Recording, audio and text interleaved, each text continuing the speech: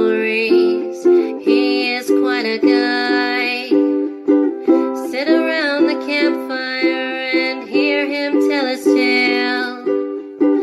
Some may be able to relate to him quite well.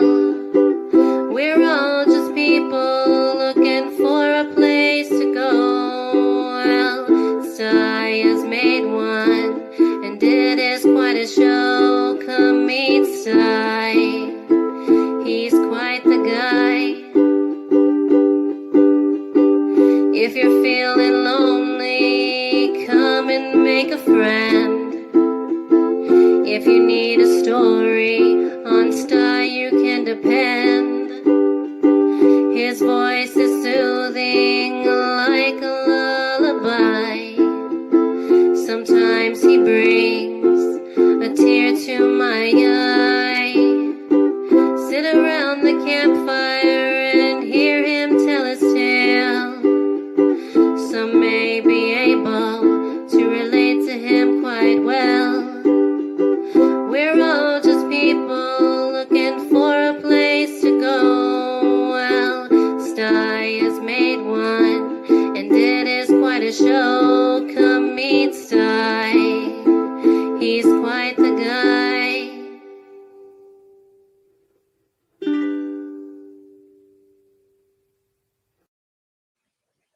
Hey, welcome around the campfire, folks. It's good to see you. Good to see you. Being that this is the last campfire for a while, yeah, share it out. Share it out. Get anybody and everybody on over here because we're not going to get to do this again for a while. We'll get into all that crap later. I'm really not going anywhere. We're just not going to be able to be doing around the campfires for a while. That's all.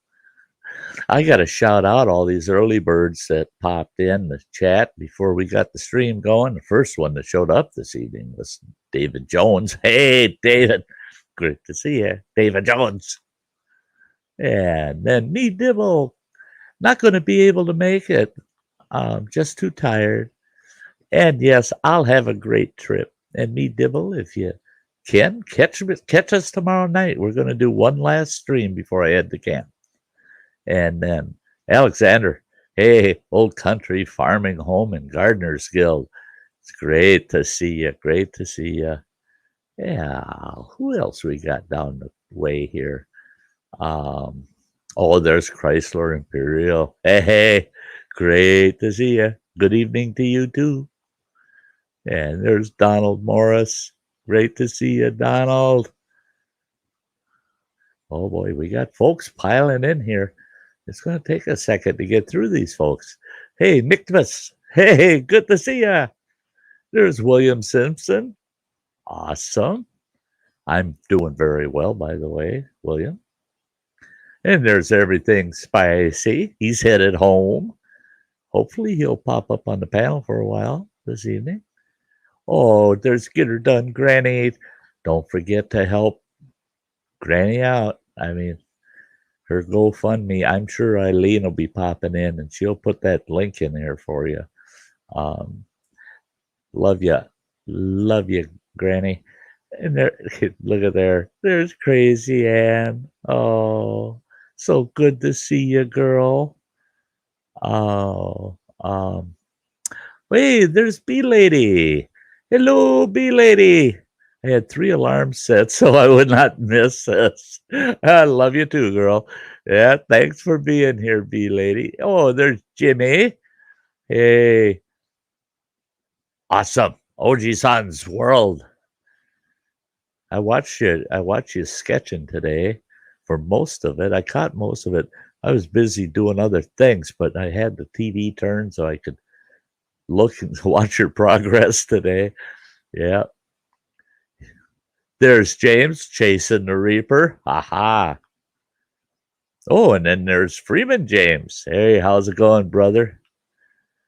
One more day and then Saturday morning, bright and early, I'm out of here. Heading to camp for a long summer. And there's Gemma. Gemma's Journey Grace, good to see you, girl. Good to see you. Well, I ain't gonna wait around. I'm just gonna pop this guy up here, and he's doing what he always does. He's busy working. You know, he just turns his camera on and takes credit for being here, but he's always doing something. You know, he's always doing something other than hanging out. There he is. Oh, all elbow of it. Yeah, he's doing something. All right. Yeah, he's. I wish I could sneak in there and disable your ability to jump in the basement like that. Yeah. Well, it's all I have in life. Well, hey, say hi, Running Water, and be careful. You're driving. Right. He was up here visiting with Mike and I before the stream, and he's trucking down the road. He shouldn't be up here BSing, you know. That's right. You know, he should have his earphone, his earbuds in, and his phone where he can't look at it. Yeah, okay. Yeah, right. He's probably got that damn thing mounted right in front of his steering wheel. Probably has a steering wheel. I got a kick out of that. We went shopping for a motorhome for one of my old business partners, and we were looking at some older motorhomes. And he had a budget, you know. We ended up getting him a really sweet motorhome. In fact, it was about 20 years old, but it was low mileage, only had like 48,000 miles on the dang thing. It was pretty sweet. Like, they wanted $10,500 for it, and they said as is. They hadn't checked the thing out, serviced it, or nothing. You're taking it because it was a trade-in. They said you just take it as is for $10,500, and we pulled out of there paying $8,200 for it. Nice. Yeah, because they thought I was part of the Robertson family. At first, they thought I was Sty. Uncle Sty. They said, "Oh, that's Sty." And they asked my partner and his honey, "Is that Sty Robertson?" And they go, "No, that's Sty North. That's a first cousin of that family, but he's the black sheep. They don't want nothing to do with his ass." But yeah, he's the first cousin, and they had that salesman convinced that I was part of that family. Wow. So when I started negotiating on that stinking RV, they knocked a lot of money off that sucker for my buddy. Hey, JCT, good to see you. But when we're looking at them RVs, some of the older ones, I asked that salesman, I said, how the hell can they do that? So many of them had DVD players with the screen between the driver and the passenger, either mounted up here or down here on the doghouse by the dashboard. I said, how could they you can't be watching that shit while you're driving. Right. And he said, you know, when they first started getting really big into the RVs, the bigger ones, Winnebago had been making them they were almost exclusive for a long time. But then when they started making other brands of them, and they decided, hey, we can put VHS and DVD players in these things. They said they put them up front. And he said it was a while before the industry realized, oh no, there's people having accidents now because they're watching a freaking movie while they're driving. So, right. Hey, I'll tell you what, a buddy of mine had I believe it was a Chieftain. It was a Winnebago Chieftain. It was an older one, 70s, late 70s model. That bugger had a lot of room in it. That was a roomy RV. I think it's because they're more square, boxy. They can fit more in them, and because now, like my buddies, that's got more of the streamlined, rounded kind of body on that big RV. And hey, Keto Homestead, good to see ya. Keto.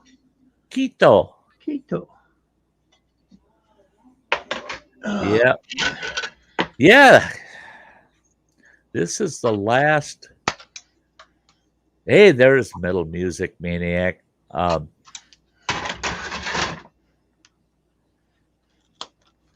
Yeah. Oh, I got Metal Music saying buddy of mine had a conversion band set up for Super Nintendo link ups. Well, have you probably seen these, Mike? I got from Running Water, I got this PS4 case, and it's called Games, but they spell it wrong. It's not spelled like we know the word games. It's spelled Gaems, but it's pronounced games. And that case, you open that sucker up, and it's got a beautiful, high definition screen in it. It's got this little short HDMI cable that hooks right to the back. Your PS4 sits inside of it. Wow. And that HDMI plugs right into the back of your PS4.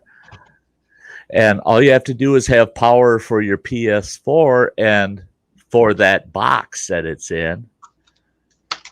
You hook it up. It's got stereo sound in it.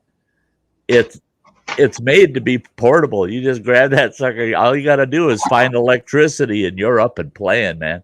And there's enough room in that box for the external hard drive, the my controller, all of the cabling. I even have extra cabling. I got a 20-foot HDMI cable if I want to hook up a television up to 20 feet away from it, to hook up a big screen and play. It's sweet. I mean, that thing is sweet. And it's pretty compact when you think of everything that's in it. It's like a small suitcase, but you set that on a table, flip it open, you got that high definition screen, and yeah. I don't think I've ever seen one of them. No? Yeah. Okay. I had heard about them, but had never seen one. And then Running Water says, "Hey, look at what I bought for out on the road for in the truck." He's got whatever reasons he's got that it just wasn't working out for him in the truck. So he told me, he says, "Hey, if you want, take that thing and use it out at camp." So I brought it home and I dropped my PS4 in it, hooked it all up, plugged her in.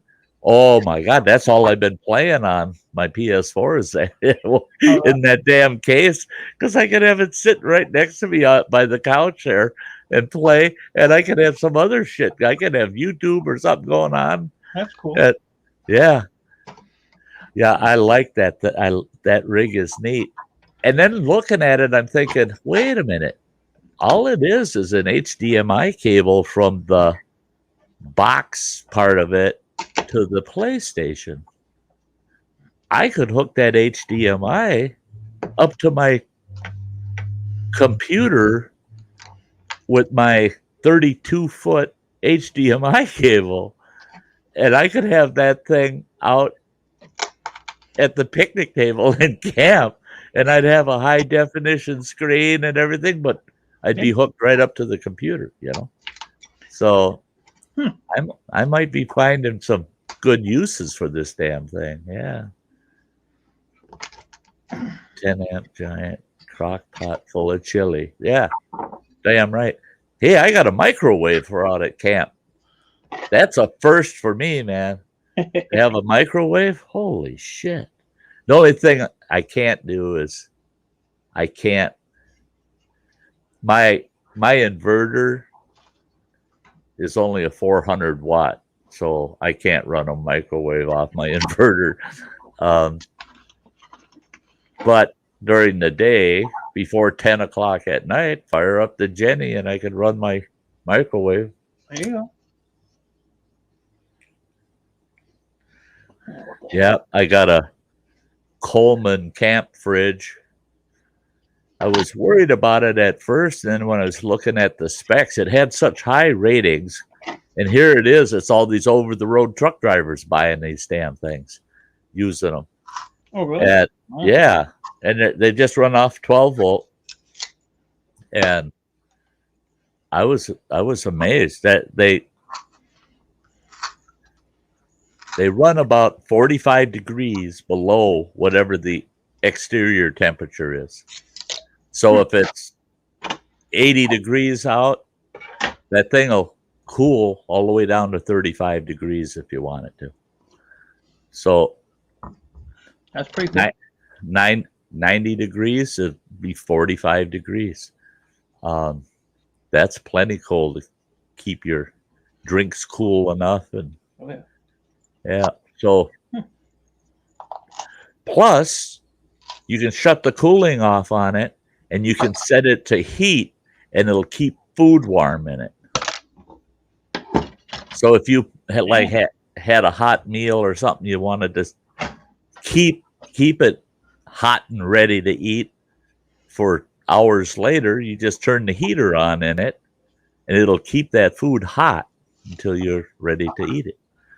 So it's a neat machine. The 12 volt cable that comes out of that thing is what the hell? I can't remember what gauge wire it is, but shit, it's just about as heavy as what's running in your walls of your house. Wow. And I got a 12 volt female socket that's rated for that cooler, because that was the only complaint I saw at all on that thing is that if you run it just in your car lighter socket, it'll have a tendency to overheat. The socket will get too warm. So you got to use a higher grade socket with heavier gauge wire. Hey, bacon stuffed donut, good to see ya. Sounds like you're going to be roughing it. I know, it's going to be so unbearable. I mean, poor guy. That's yeah. What the hell? I'm getting old. I want to be comfortable. I want to be really comfortable. Hi, Eileen.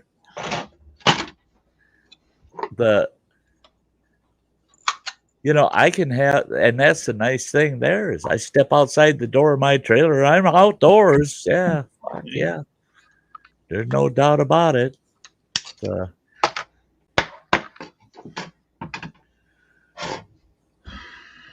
JCT back. Coffee and donuts was the holdup. Oh, shit. I wish I had some donuts for my coffee. Yeah. JCT was eating strawberries today. Yeah, fresh strawberries. Uh-huh. I saw that. Who was it? Somebody was asking, were they sweet? Yeah, she was in my live earlier. Uh-huh. Actually on your live? That must have been right after I left. Well, in the chat. Oh, in the chat. Yeah, I saw her in the chat. Yeah.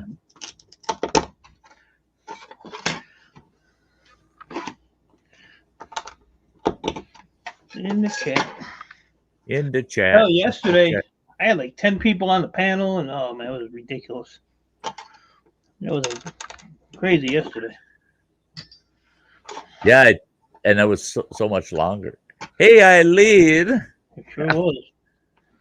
Longer than I wanted to do, but there you go, Eileen. Love you too, girl. There's a big hug. There's your fuzzy hug. That's awesome. Yeah, I don't know. Well, for you doing a 5 hour, you keep busy, and you let the stream happen, and you're so busy all the time. You're doing stuff, and that really helps. That really helps. Yeah, I got more done in 3 hours today, and I did 5.5 hours yesterday. Racking up the watch hours doing that shit. Nah, I don't care about the watch hours. Trying to get my 25 hours worth from StreamYards. Yeah, right. Well, that's it. I always tell everybody, if you're going to pay for a StreamYard subscription, make sure you're going to use it. Otherwise, it's not worth it. Yeah. Thank you, Gemma. $25 a month. Hey, that's not something to sneeze at. That's $25. If you ain't going to get the stream time, it's not worth it. Yeah. Now over the next 4 months, unless I get my Starlink equipment, damn it, unless I get my Starlink equipment, I'm only going to have 4 live streams a month. So each live stream's going to cost me $6, a little over $6, just to have the streaming software, Yeah. And it's not to say that you people aren't worth $6. That's not what I don't get me wrong. the super chats tonight just paid for next month's streams. Okay. So yeah, don't get me wrong. I'm not complaining in that sense. What I'm saying is that it's much better with now, like my schedule up till now was 5 streams a week. So I had 20 streams a month minimum, and for $25, $1.25 a stream at the most, Right. That makes it cost effective,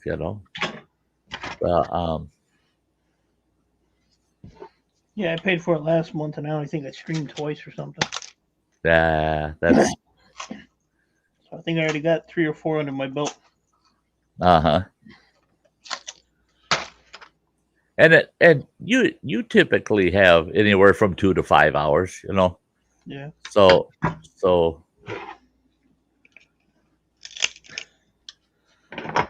Yeah. Hey, Rebecca. Thank you for sharing it out. Thank you. The watching the NFL draft, yeah.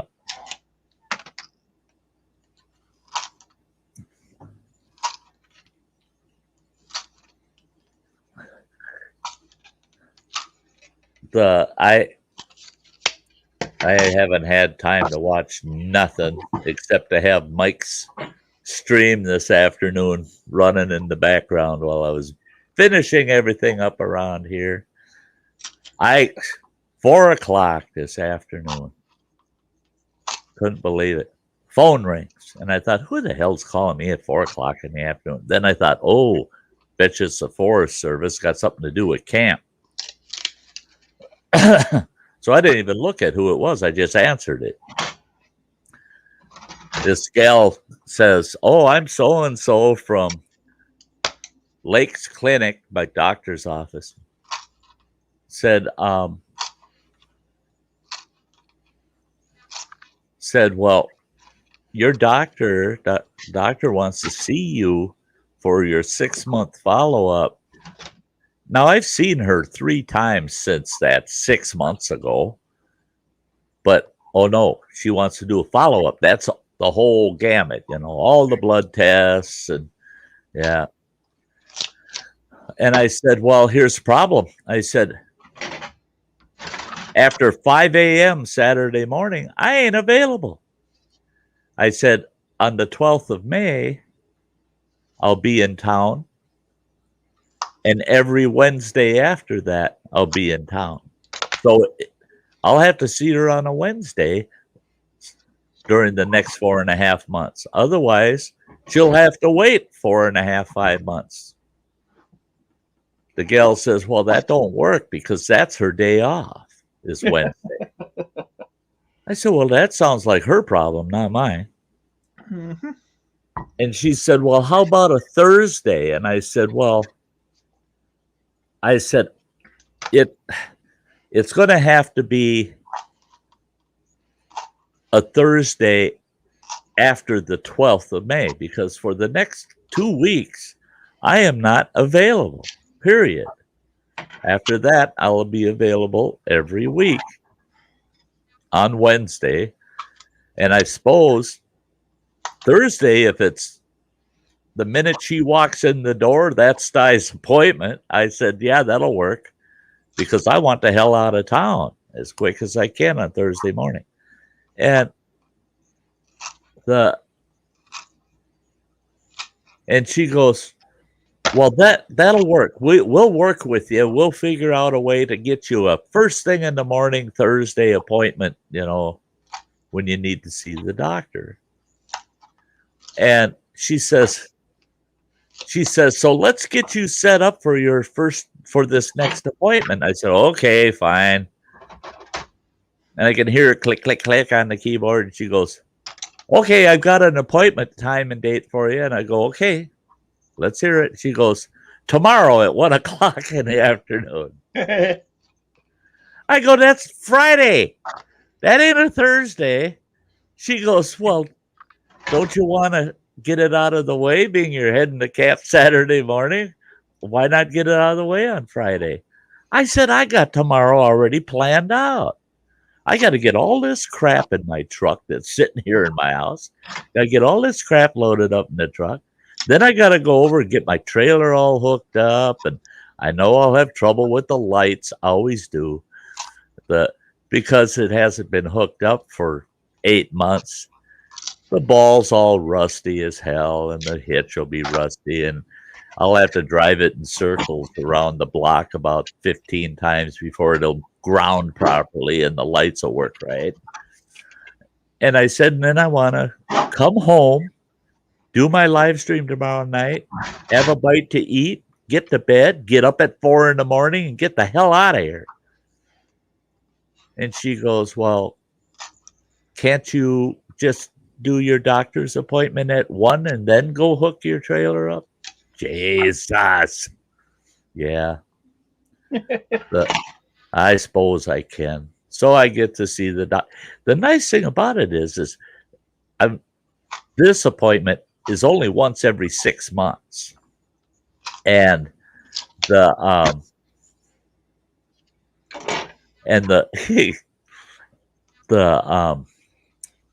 next one would be in October, the end of October. So yeah. So I'm not going to miss tomorrow's appointment. Hey, Dan, Candy's scrapping. Yeah, B Lady, WD-40. Not what?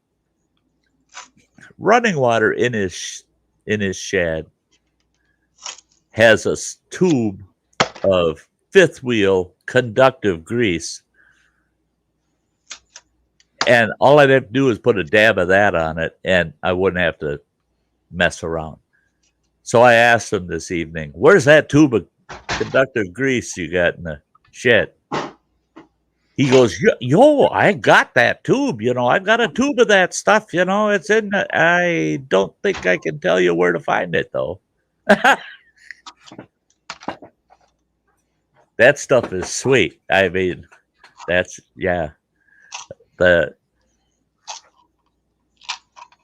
You put a dab of that on a ball hitch unit, your lights are always grounded. It grounds them really well, that conductive fifth wheel grease. It's like a graphite mixed in with the grease. Mm. So it conducts electricity. So it'll ground your hitch right away. Yeah. That's stuff's cool. Great. But usually you can't buy a small tube of it. Some truck stops you can find where you can get the small tubes. Usually you got to buy the big stick that you put in the grease gun, you know. The only problem with that stuff is it's black and nasty. Don't get it in your clothes. It ain't coming out. That's what they put on the fifth wheels? Yeah. Oh, why are people bothering me? I don't know what the it's just conductive fifth wheel grease. I don't have a brand name or nothing. I only think of that crap once a year, and that's when I'm hooking my trailer up for the first time for the year. It's not like when I was driving over the road. I always had a case of that crap in the truck, in the over the road truck, you know. But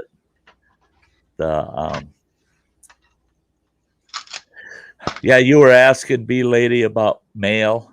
I check my mail once a week. After this week, I'll check my mail tomorrow, but then after that, it'll be every Wednesday.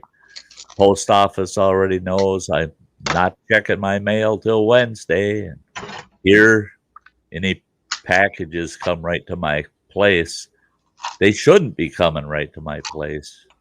Anything now that I order gets shipped to Running Waters.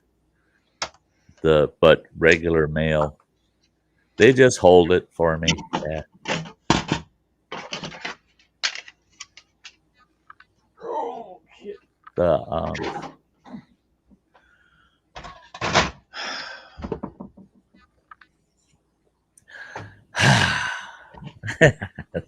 Yeah. About it.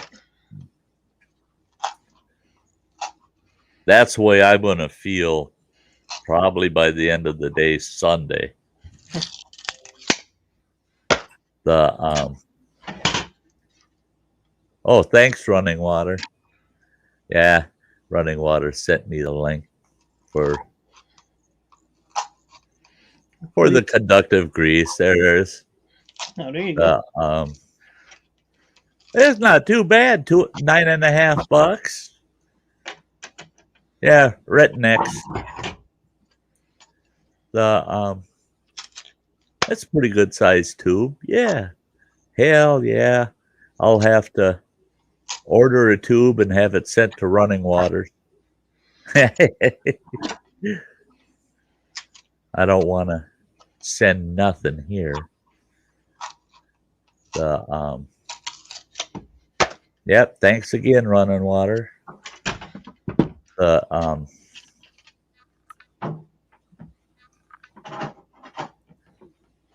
order it. The tube will be sitting at Running Waters. I can pick it up on the 12th. And throw some on the truck in the trailer. Then I won't have to think about it for a year and just keep that tube handy in the trailer. There you go.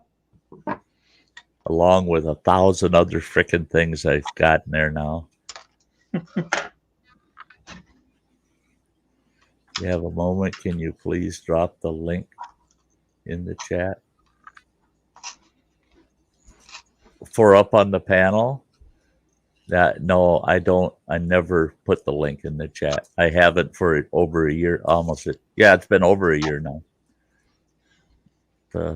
Or do you mean the link there? Running Water put the link for that grease, if that's what you're looking for. Yeah, there it is. Yeah. You put that on your. I believe she's got a 34-foot trailer.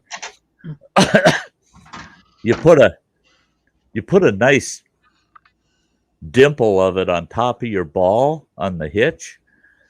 Put a nice, about the size of a little bigger than a Hershey's Kiss on top of the ball.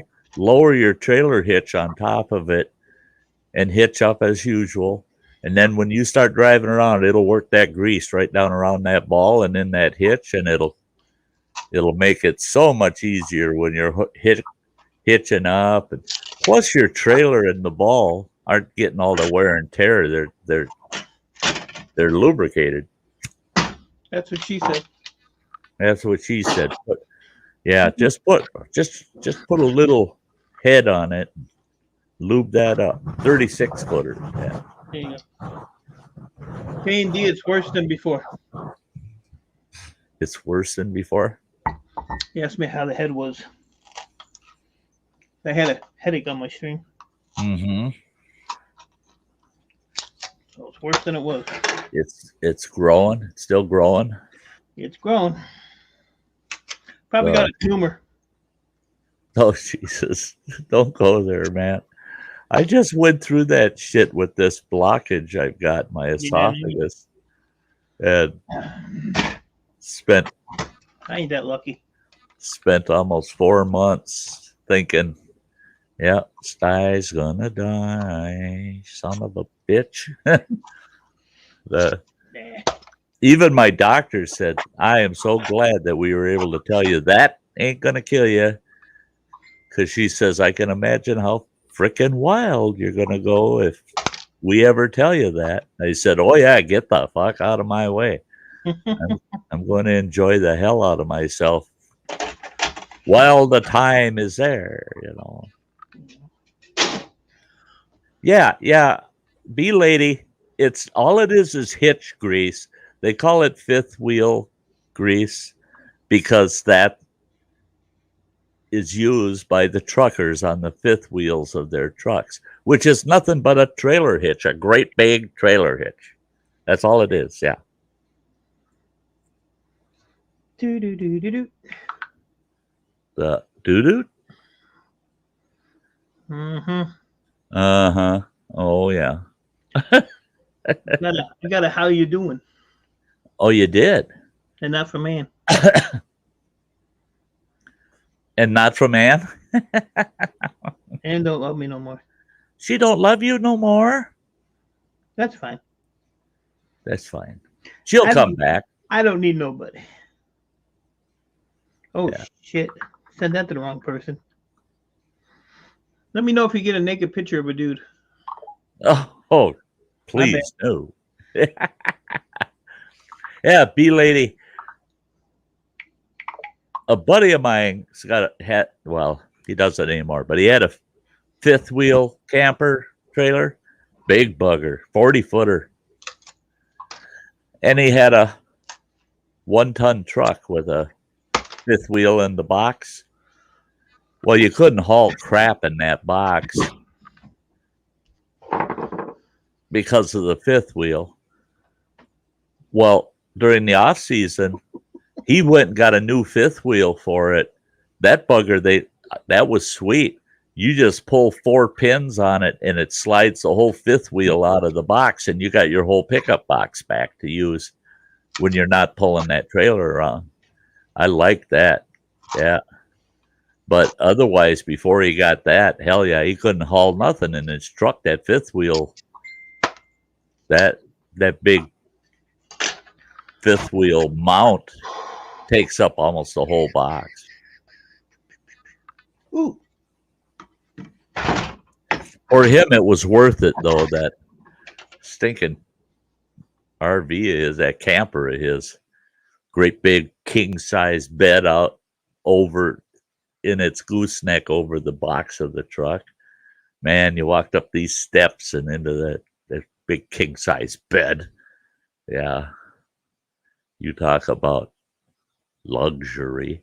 Hey, Tim. Kirk Whipper, Voyager Center. I'll say hi for Mike. He's pounding. He's a waving. I had a beat on something. Oh, you did, eh?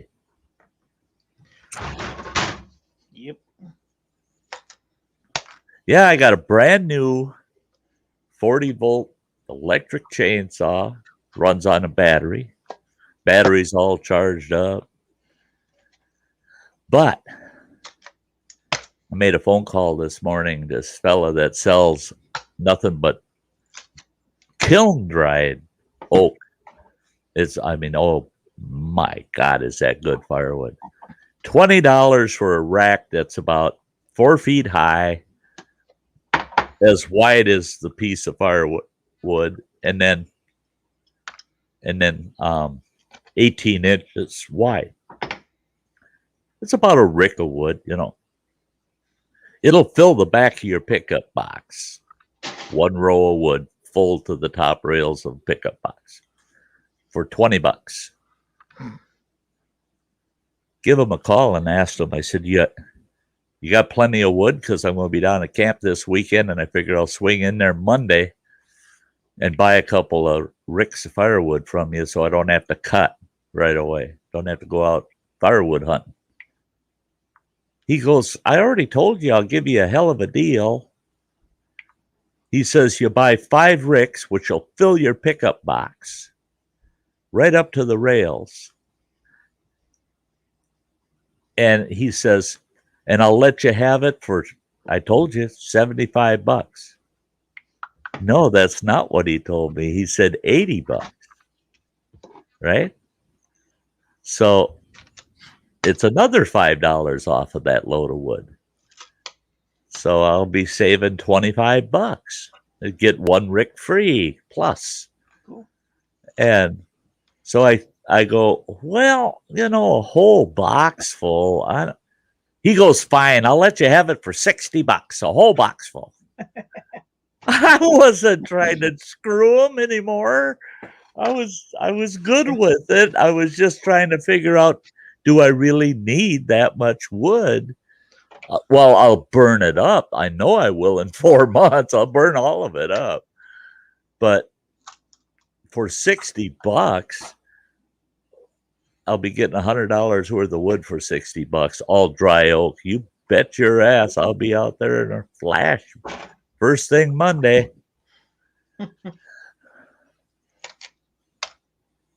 After I get my Forest Service truck and go through all the BS with the Forest Service and get all that done, then I get to go get my firewood. Yeah, there is a nice pile of firewood still sitting there. No, you saw right, me lady. Yeah, my last visit out there, there's that nice pile of firewood sitting there. And I even asked my supervisor, because he had just been out to the camp, put a sign up there that my campsite is reserved for the campground host. So he said, you got permission to kick anybody that's on it out. He says, it's posted. They better not be in there. They can't miss it. And I said, okay, sounds good. And I said, there's a big pile of firewood sitting there. Was that still there? He goes, oh yeah, it's still there. He said, plus we cut that big maple down up on Site 1.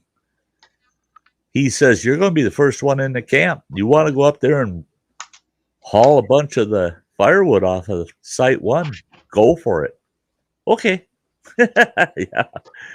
Yeah, I'll go up there and throw half of that tree in the back of my truck Saturday afternoon after I get the truck empty. The only problem with that is those rounds are 24 inches around. It was a big, dead, standing maple. He said that bugger's been standing there dead for about 20 years. He said, yeah, when we cut it down, we thought, you split that up, it'll be good enough for campfires. He says, you're going to like it. It's excellent. Splits easy and it's bone dry. Yes, sir. It's not going to stay in Site 1 for some camper. It's coming to the host site. You damn right. I'll clean the shitters after I haul the firewood. Ew. Hey, cleaning those shitters ain't so bad. They got the scrubber brush is about 2.5 feet, 3 feet long. I mean, you can almost stand in the doorway and clean that sucker. It's that long. And if it looks a little too nasty, you don't even want to get close to it. We got pressure washers. There you go. Yeah, so you can stand in the doorway, and it's pressure. That pressure washer is powerful, man. It's like going to a car wash, just blast that old crapper with that thing. And I told him, I said, when you use that pressure washer, do you have to dry everything off, wipe everything down? He says, well, no, everything runs down the floor drain, and you just prop the crapper door open and it air dries. Huh. I said, oh, just like a gal when there's no toilet paper left. Yeah. Damn. Just let it blow dry. Just, yeah. Hang it out the door of the crapper. It'll blow dry. Don't worry about it.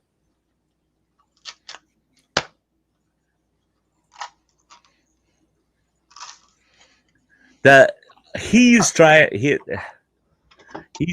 to gather me up a wagon for my campgrounds. He said he's pretty sure he'll find me one, but they got those big pneumatic aired up tired wagons that, I mean, you can haul 400 pounds in one.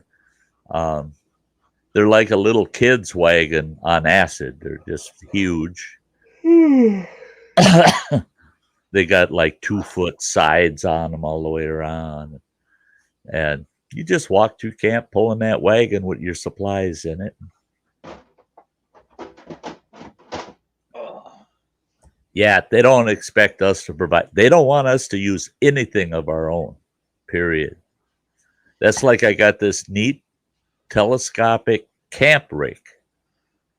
And I told him, he says, yeah, we'll make sure to get you a rake for the fire pits and this and that. And I showed him my camp rake, and he goes, that thing's awesome. He says, but don't use it in our fire pits. I said, why not? Well, don't wear it out on our stuff. We'll get you a rake of your own, from us. Oh, okay. They don't want you to use nothing of your own. Then I found out, okay, so now I'm past their course. I'm certified. I get a truck.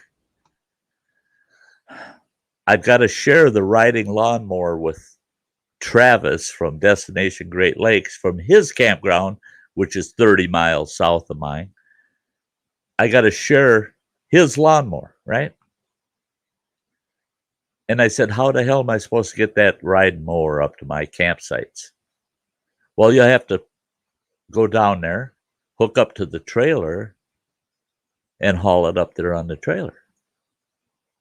I said, oh, okay. And they said, but not until you've passed our trailer certification course. I said, Jesus Christ.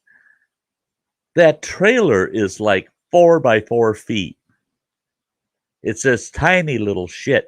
And there's no way in that big Forest Service truck I'm getting that I'll even be able to see the trailer back there. So that's one of them trailers, you just pull it. You pull it, you pull off the side of the road, get the lawnmower off, use it, get back on, and go. You don't back that little sucker in anywhere because you can't even see it back there. He goes, oh, nope, can't have you hooking up a trailer without going through our certification first. It's required, the feds. That's the problem with regulations. If Trump was still president, I'd just give old Donnie a call and say, hey, Donnie, I don't need no certification, do I? We don't need no certifications.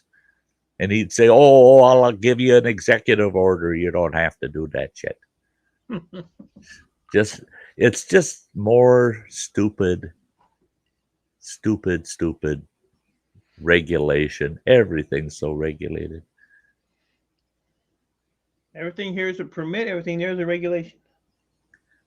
See, he could drop it off, lady, but that doesn't really make practical sense because he'd have to drive it up there, drop it off, then he'd have to drive all the way back down. So he's got a over 60 mile round trip just to drop the mower off. And then when I'm done with it, I'd have to call him. He'd have to come back up there and another 60-mile trip to get his mower back, where I could drive down there, pick it up, drive back, use it, and zip it right back down to him. Same amount of miles, one vehicle used. He doesn't have to go leave his campground. Yeah. Yeah. Logistics, it just wouldn't make sense. And he's hosting 2 campgrounds this year also. And his second campground is the opposite direction away from him and me. So yeah, he's got to worry about jumping back and forth between his 2 campgrounds and me between my 2. But we got it kind of figured out, Travis and I. Look at what a COVID what? shot for a COVID shot for babies. I get Jesus. COVID shot for babies. Yeah, look how little that is. What the hell is this?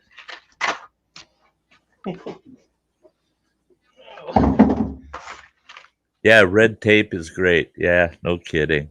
You should see the reports I got to keep. Those damn trucks. Oh man. You got to have a separate D-ring binder just for the reports you got to do every single day. If the truck is in my possession, but I'm not using it that day at all, I still have to do a daily trip report on that truck. Wow. And it's going to say 0 miles. But it's going to also say that I inspected the truck and there's no new dents or scratches and the fluids are still all good. The tires are good. You got to do that equipment check every freaking day the truck's in your possession. It's just, yeah. So beyond reason.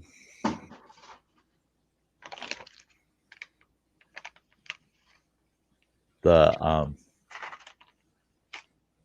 I do have to say the Forest Service trucks, they're all in excellent condition. They all are really kept well maintained. Earl wants that shot. He's gonna get it right up his ass. That's a cat shot. Right up his ass, he's gonna get it.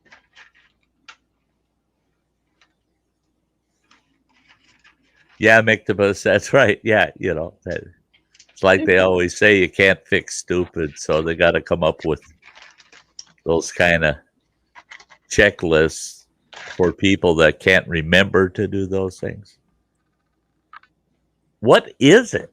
I don't know. Thermal compound kit. That's a cat. I don't know. I'm gonna feed it to Earl. You hungry? Don't be experimenting on him. Somebody got to do it. Oh, that's what it is. It's like an epoxy. It's like a mixed epoxy. Motherfucker. Really? Really? It's like that, almost like the JB Weld. It looks like it's 2 parts. Okay. Son of a bitch. Oh, yeah, he's getting used to the bench now. Yeah, he wasn't happy with this setup, but he's pissed off at me last night because I was down here till 4:30 this morning. He's sitting here on this chair. He's nodding out. It was funny. Earl. I don't answer to no cat. Don't answer to no cat. Nope. Lost my magnet. Here it is. It's all magnetic, girl. Look. You play with it. No? Not interested. I don't blame him. Throw it in the trash. Yeah. Throw it in the trash. It's Hey, white. Jack's grandma, I head out at 5 a.m. Saturday morning. 5 a.m. I'll pinch your nose. Go ahead. Fuck around.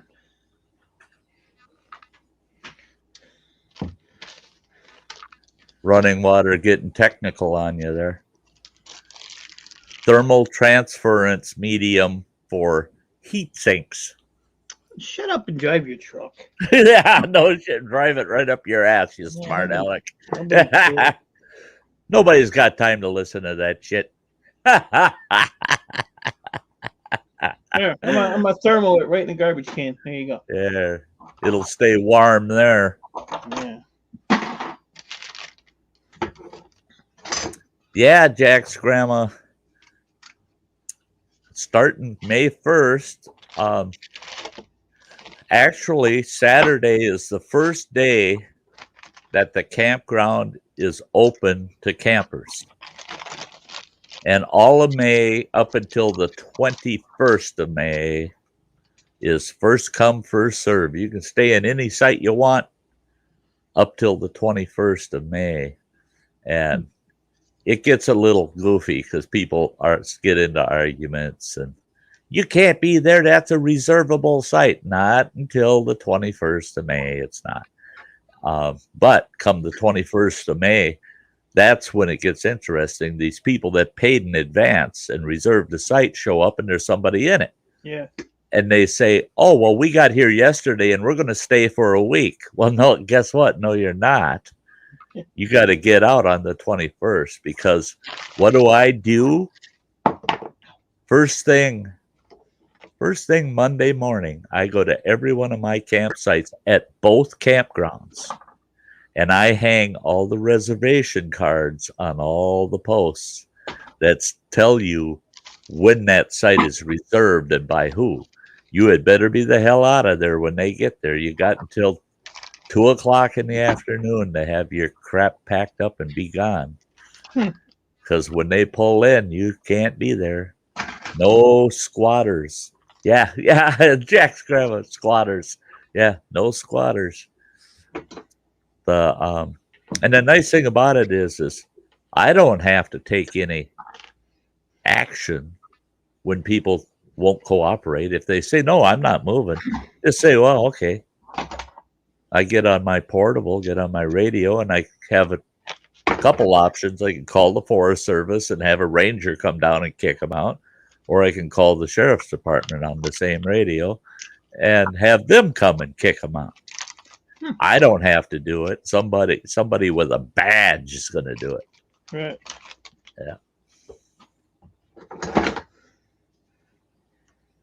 Yeah. Tim, says I work all day at my camp, Sty. Yeah. I'm going to be busy. I'm going to be really busy this summer, that's for sure. Hi, Lori J.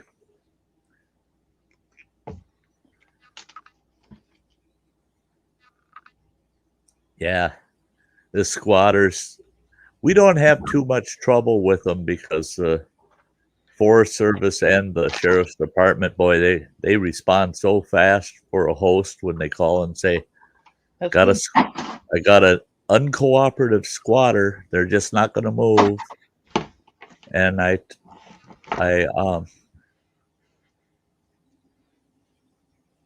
oh yeah, no, B lady, I know exactly how to handle those people. Don't worry about it.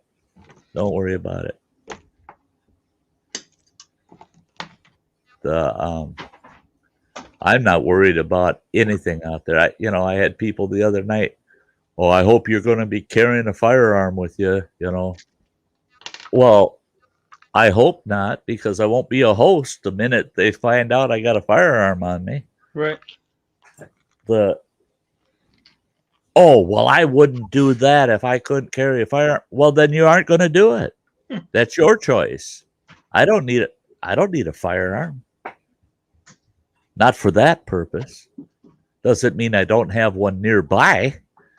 Just means I don't carry it on me. Rules are rules. Yeah.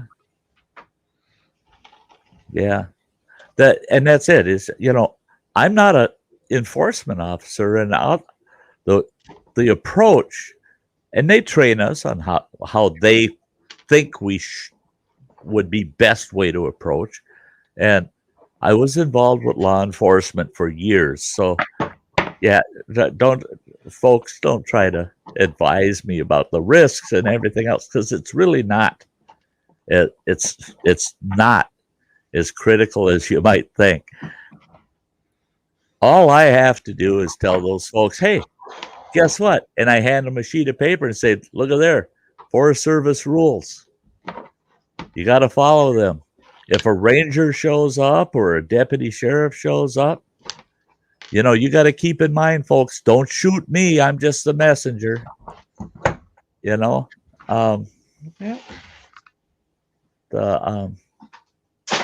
there's time to stop. My 65, it's time to stop. Yeah.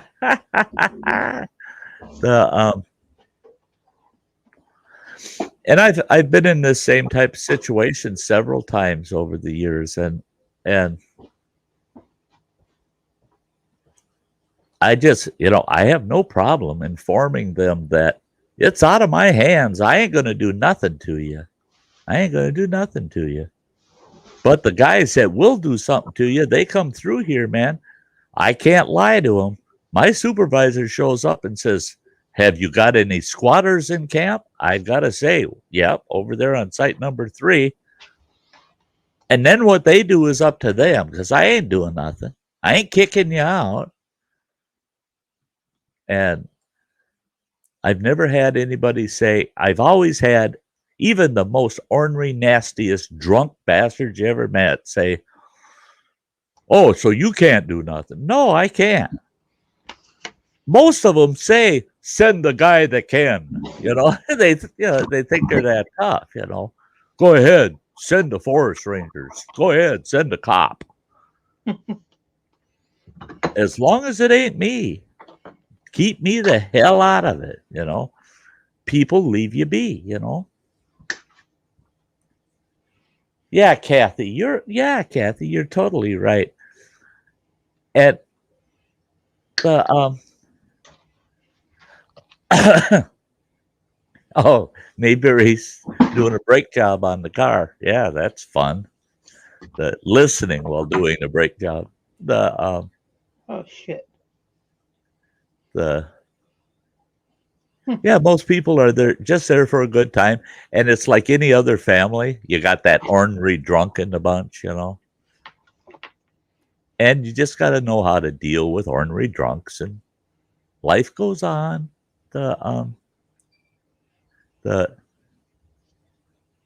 Yeah, bee lady, that's it. You know, I've seen people yelling at each other, keep it down over there, I'm trying to sleep. And the person yells back, but it's 4 o'clock in the afternoon. Yeah, I'm trying to take a fucking nap. Well, if it's not unreasonable noise, yeah. But most people would say, okay, let's keep it down a little bit. The guy next door is getting ornery. You know, people are there to enjoy themselves. Yeah. You want another one for your collection? No, I do not need any more of that kind of shit around here. Ain't that cool? I never seen one like that. I thought it was a mouse.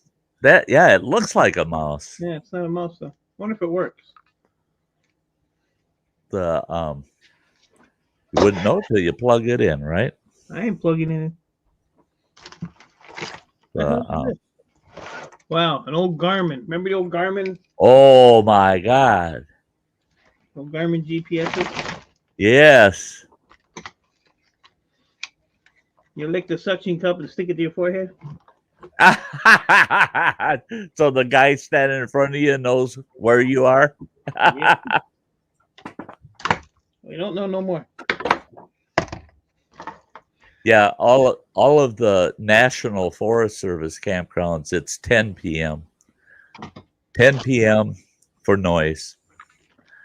But people don't realize either that you're not allowed to have any disruptive noise 24 hours a day.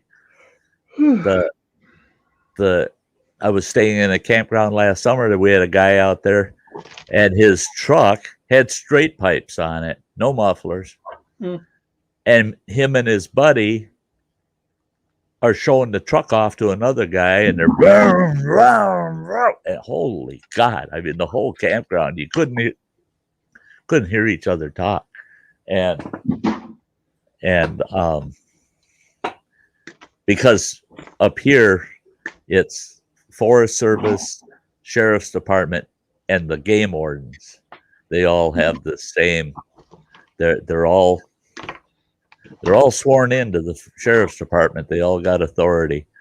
Well, in that case, a game warden was pulling through, and guy across from me flagged him down and told him, "Hey, hear that truck down there?"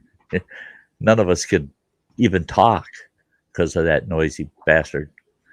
And so the warden called the Forest Service. They sent a ranger out, and that ranger cited the person, kicked them right off their campsite. Told them, "You cannot be that loud in the campground." And the guy said, "What are you talking about? It's 1 o'clock in the afternoon." He said, "It don't matter what time of day it is. You can't be that damn loud in a campground." And the guy decided to be an asshole to the ranger. Well, yeah, 2 deputy sheriffs showed up, and they had to hook up and get out. And yeah.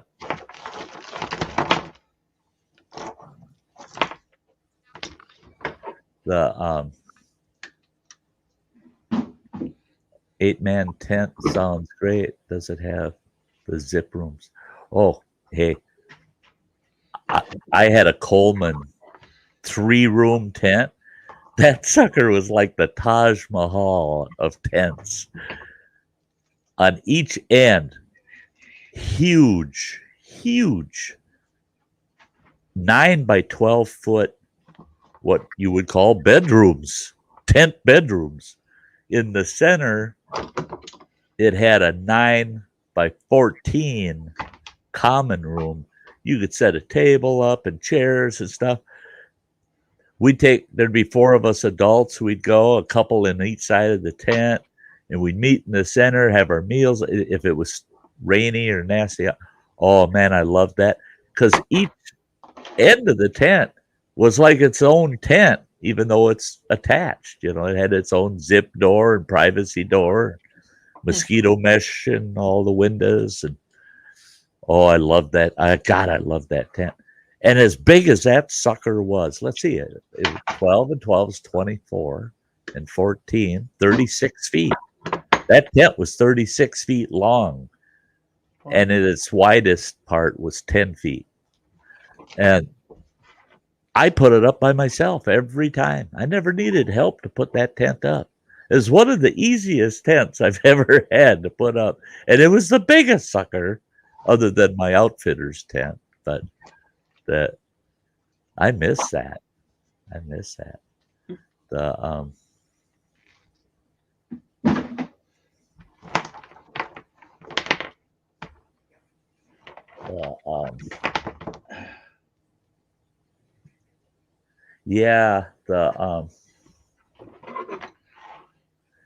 They got issues in Canada. Yeah.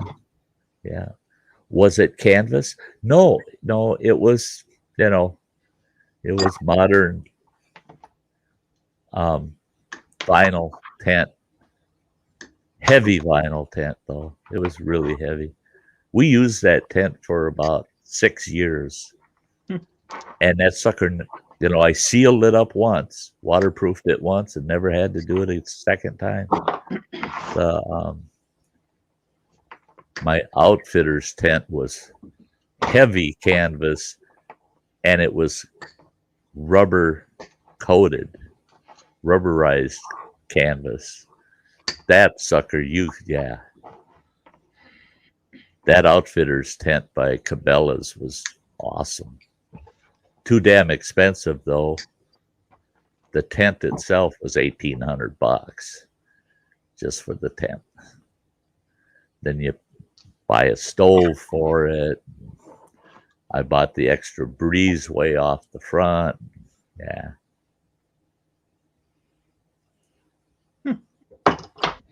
Yeah, vinyl is a lot less maintenance if you take good care of it. Yeah. And you can waterproof a canvas tent. Yeah. Yeah, you can. Back in the day when I was young, a kid, many guys would actually treat the roofs of their canvas tents with linseed oil. So you didn't want to touch them because they were oily.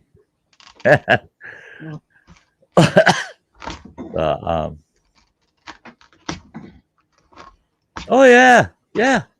I still have 5 tents, and 3 of those are Ozark Trails from Walmart. I mean, yeah, there ain't nothing wrong with them. You take good care of it, you'd be amazed. Those Walmart tents, they get you by just fine. You betcha.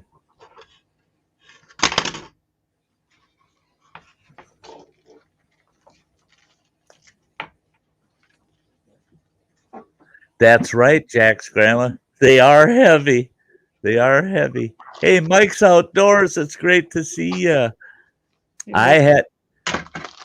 When I had my family out in Montana, we spent about 6 months living in 2 16-foot hexagon mash tents from the Korean War era. They were military surplus. Each one of those tents, each one weighed 365 pounds. Wow. That's how heavy that canvas was. But boy, those are tough. I mean, those were tough tents. The military was doing it right back then, but holy God, you ain't packing that tent anywhere. Yep. Can we get a deuce and a half over here to haul this tent? And they're not that easy to put up because they're so damn heavy, especially when you got to put a big, if I remember right, it's 9 foot tall ridge pole, center pole that goes in it. Trying to push the roof of that tent up is a bitch, especially if you're doing it by yourself.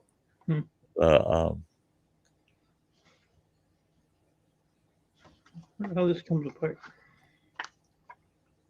Oh yeah, you got one of the folding shovels there, bee lady. Yeah.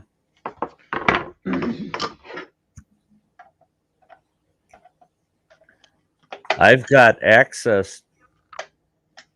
I kind of have access to a neat survival shovel.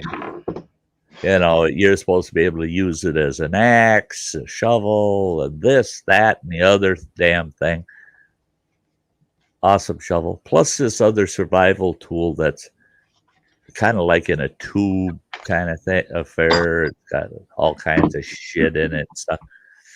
Neat survival stuff. Running Water said, hey, take those things, take them out to camp with you and review them. And I said, I'll come and pick those up. Well, he's out on the road. And I said, where'd you put those things? And he told me where. And I said, okay, I'll go over to the house, pick them up. They're not there.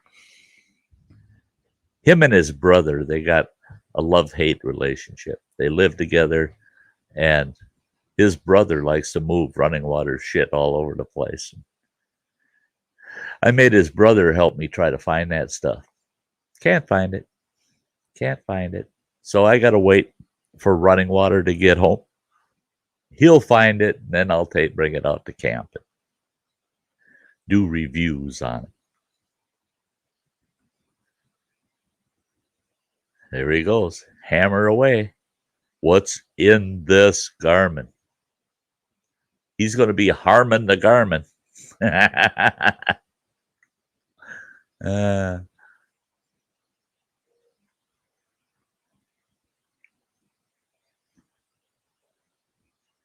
Oh yeah. Oh God, I used to have so much in the way of army surplus. Oh my gosh. Ton of army surplus. The that thing's pretty damn tough there, Mike. Holy God.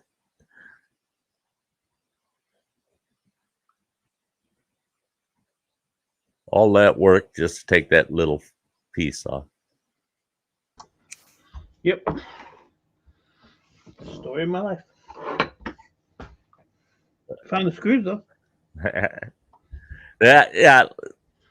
Oh my gosh. Let's take a few screws off and see what happens. They're under the covers.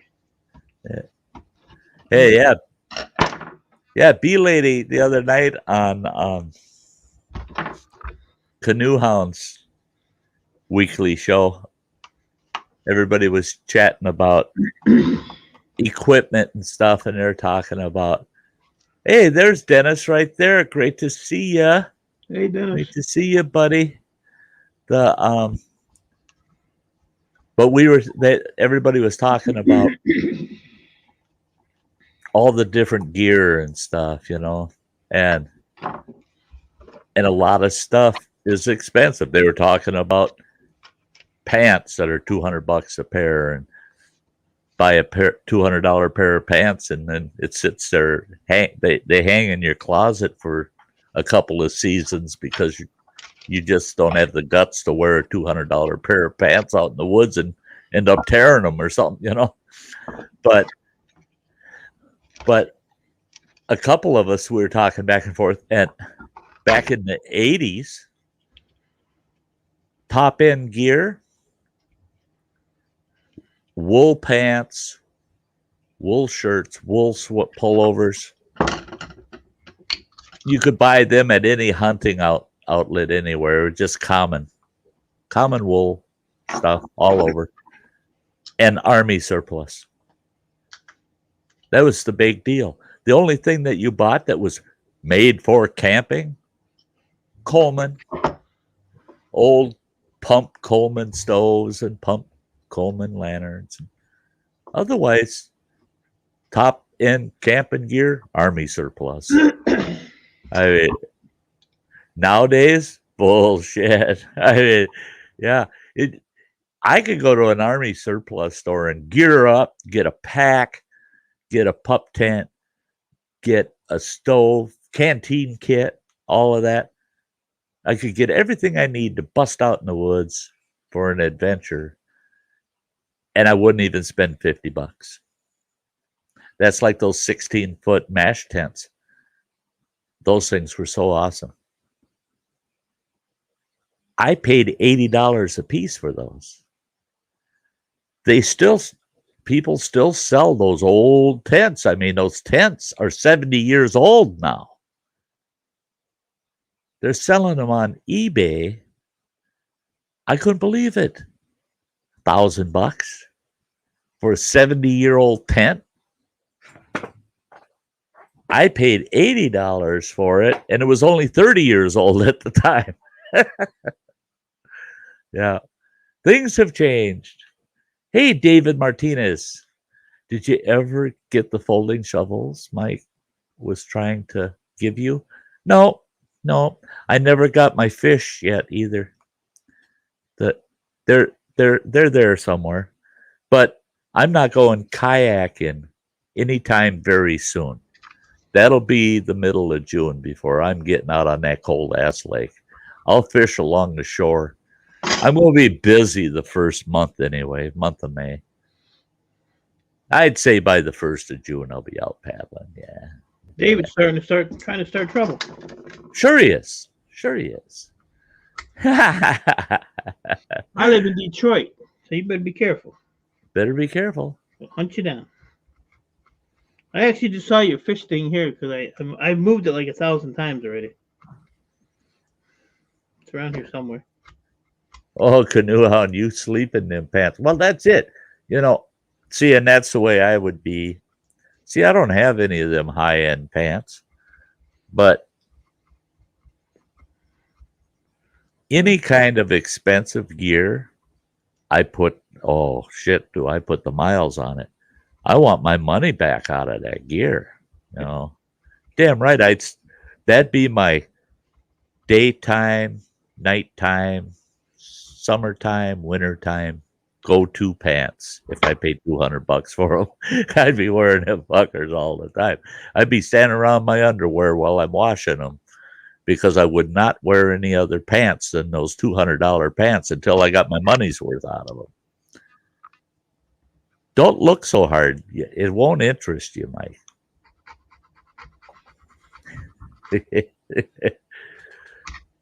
I tell you what, I done something really foolish as far as I'm concerned. I've got 2 duffel bags just with clothes in them.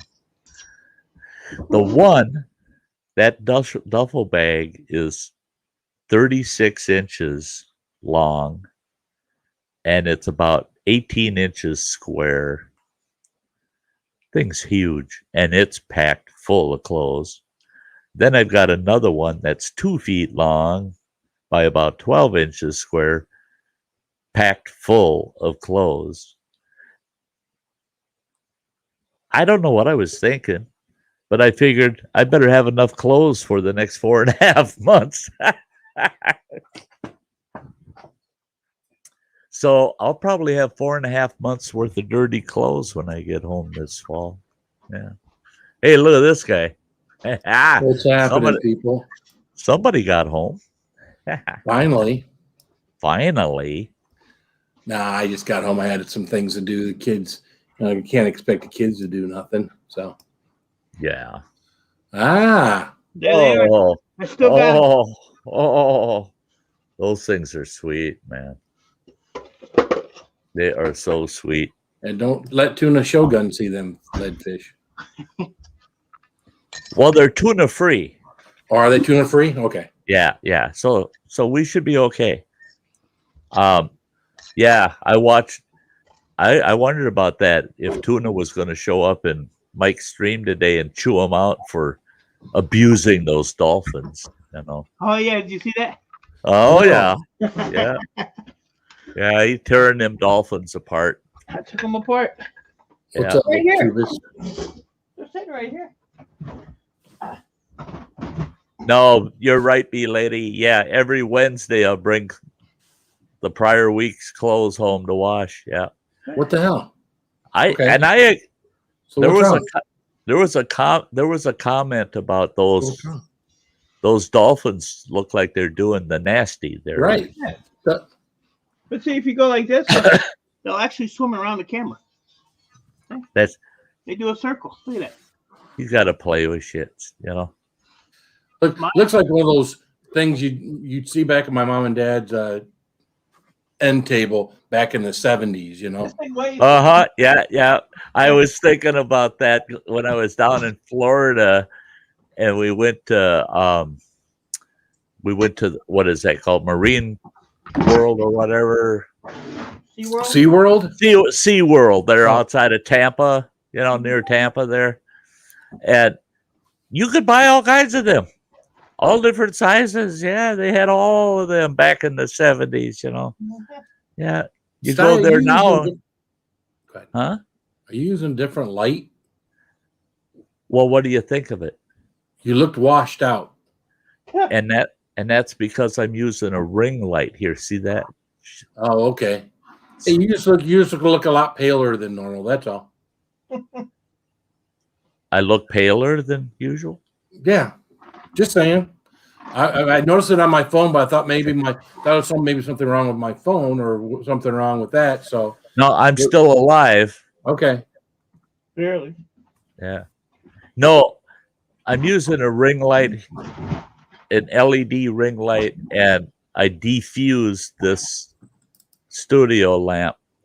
I took one of my studio lamps completely out. Okay.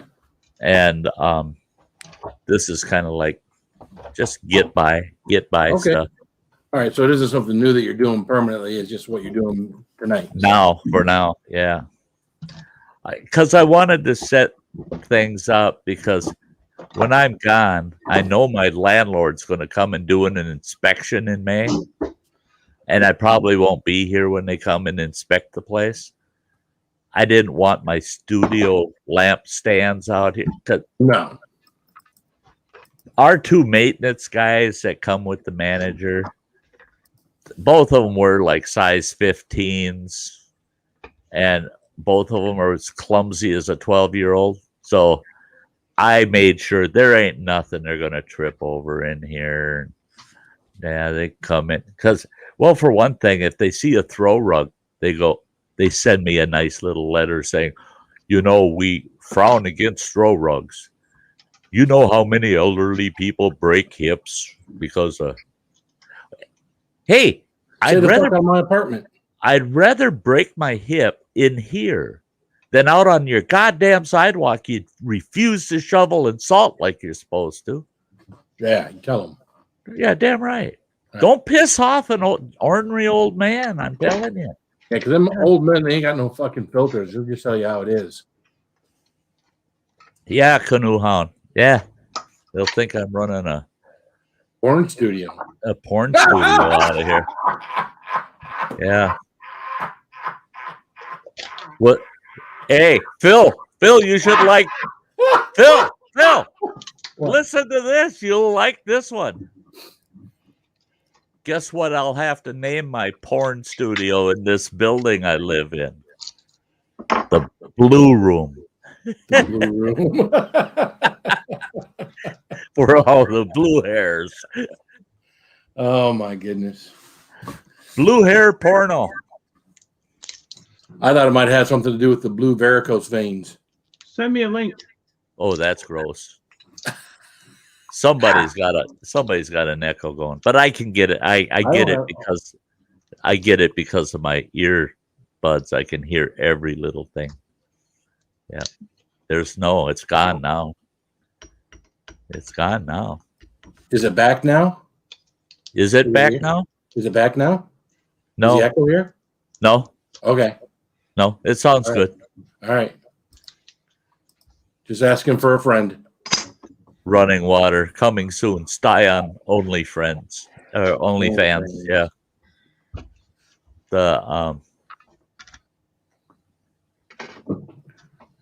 It'd be geriatricsonly.com. Send me the link. Sorry, Sty. Sorry. Hey, hey, that's not that damn funny because a lady friend of mine, she was over visiting. This is like a year after I was divorced. She's over visiting and she's on my computer surfing and shit. And she had access to a couple of my accounts. After she went home, I started getting these notifications from Our Time. All these gals over 55. Hey, that's right, your wheelhouse. Hey, Sty, I want to meet you. I live in such and such a town. I'm only minutes away. Okay, time to move. Time to move. Our time.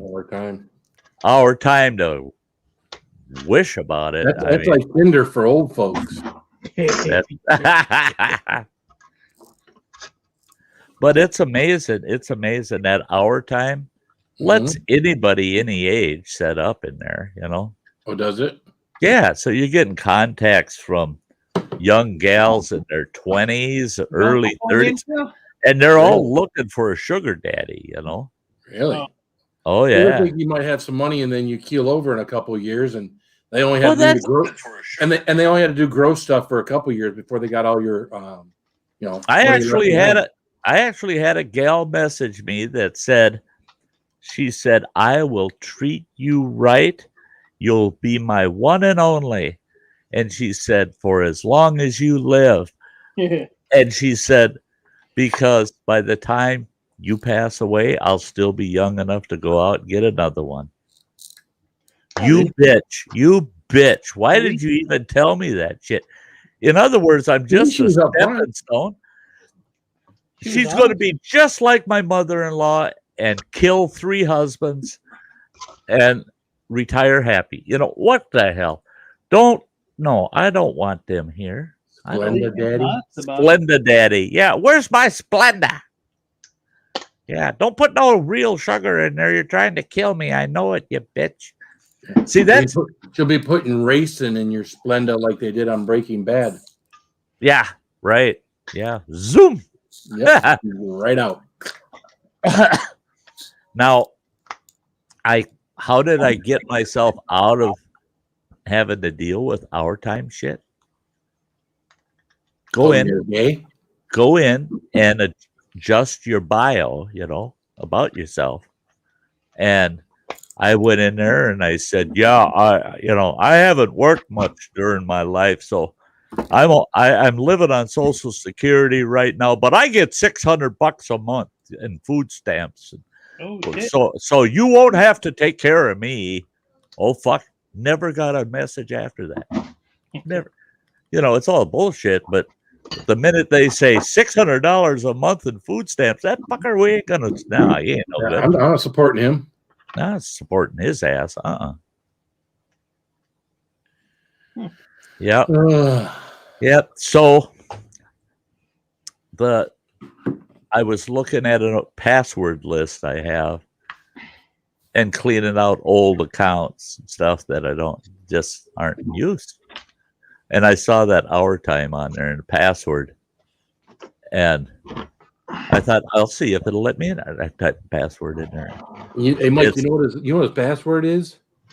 Angie Mac 69. Oh, you better shut up. You're an ass. Hey, Rain Dancer, it's great to see you. I thought he would have changed that password by now. Jesus. No, I typed my password in there, and I thought it's going to open that account up, But oh no, I get a message. It said, your account has been discontinued due to lack of use. It had been so damn many years that they finally said, I think the old fucker died. Yeah. Well, they probably have to do that every month on that channel. Every day. Yep, they got to go through and update at least at least once a month. They got such weird dating shit out there. FarmersOnly.com. I mean, what the fuck? FarmersOnly.com. Yeah. Nothing but a bunch of corn growers and tit pullers. Farmers only. What's wrong with that?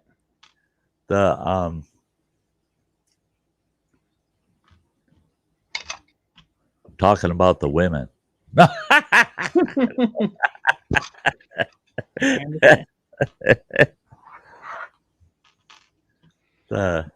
understand. Made it home 75 degrees. Oh my God.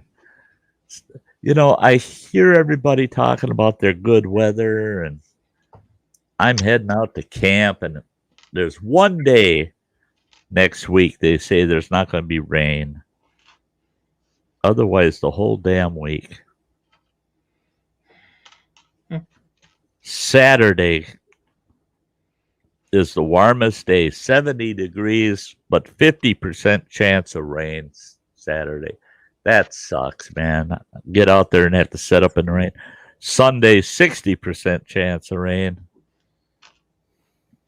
Monday and Wednesday, 40%, and 0 on Tuesday. So I don't know what's going on Tuesday that ain't going to rain on Tuesday. Sounds like a good time. So, yeah, I guess the first thing I do when I get to camp is just put the screen house and the canopy up. And dig for a moat around your campsite. No, I got a kayak. I ain't worried about it. No, I'm talking about protect your campsite from flooding. You dig a moat around it. There's a lake. It all runs to the lake. Until it doesn't. And then it's too late. Oh yeah, bee lady. I hang out in the screen house during rainstorms. It's awesome. In the adventure trailer, if it's just a light rain, it's kind of relaxing. But if it's downpouring, holy Jesus, you want to get some earbuds in, plug it into the laptop, and listen to something loud, music or something, because it will drive you insane.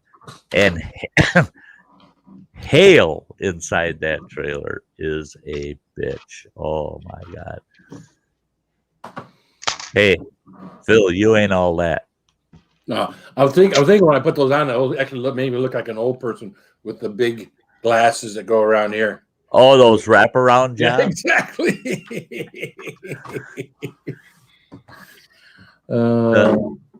I felt bad because my mother, she had to wear those where they wrapped all the way around, you know, and she used to always say, "Oh, thank God for these sunglasses, but I hate them." And I go, "Why do you hate them?"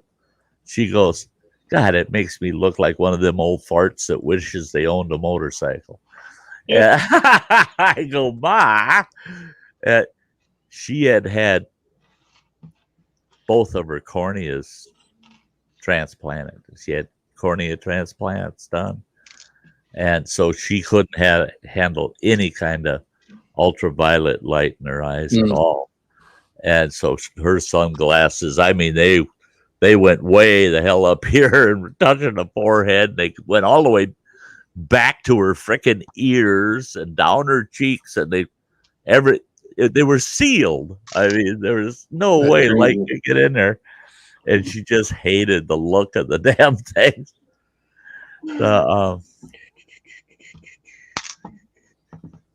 Oh yeah, I got shooters earplugs that I wear. You're doing shooters? What? Oh, I do shooters sometimes, but I don't wear earplugs when I do that. No.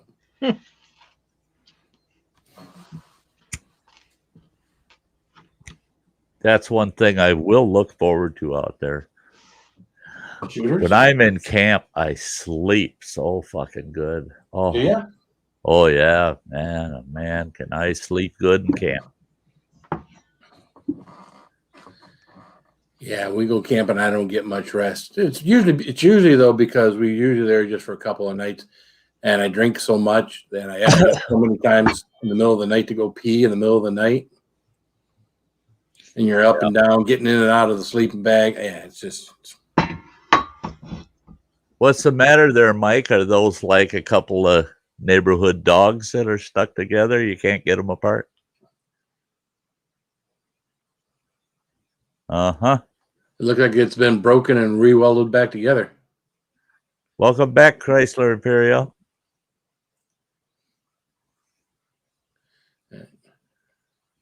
Treating it like a San Francisco bathhouse.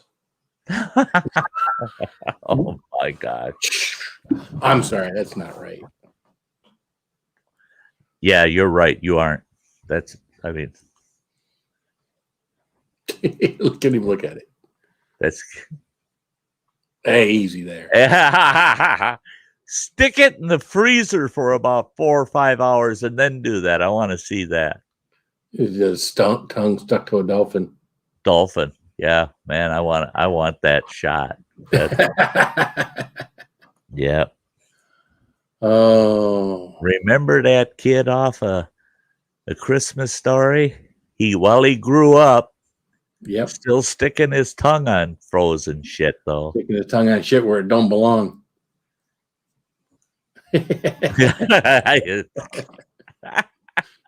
Story of my life.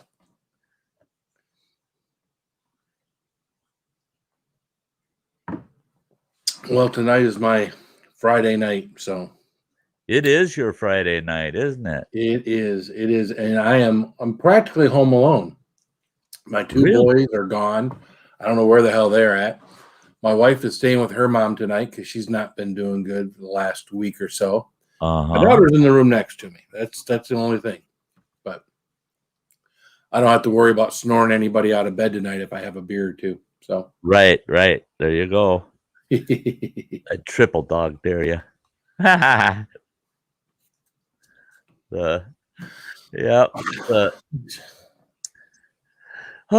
Tomorrow it's Friday, and yeah, I can call it my Friday tomorrow.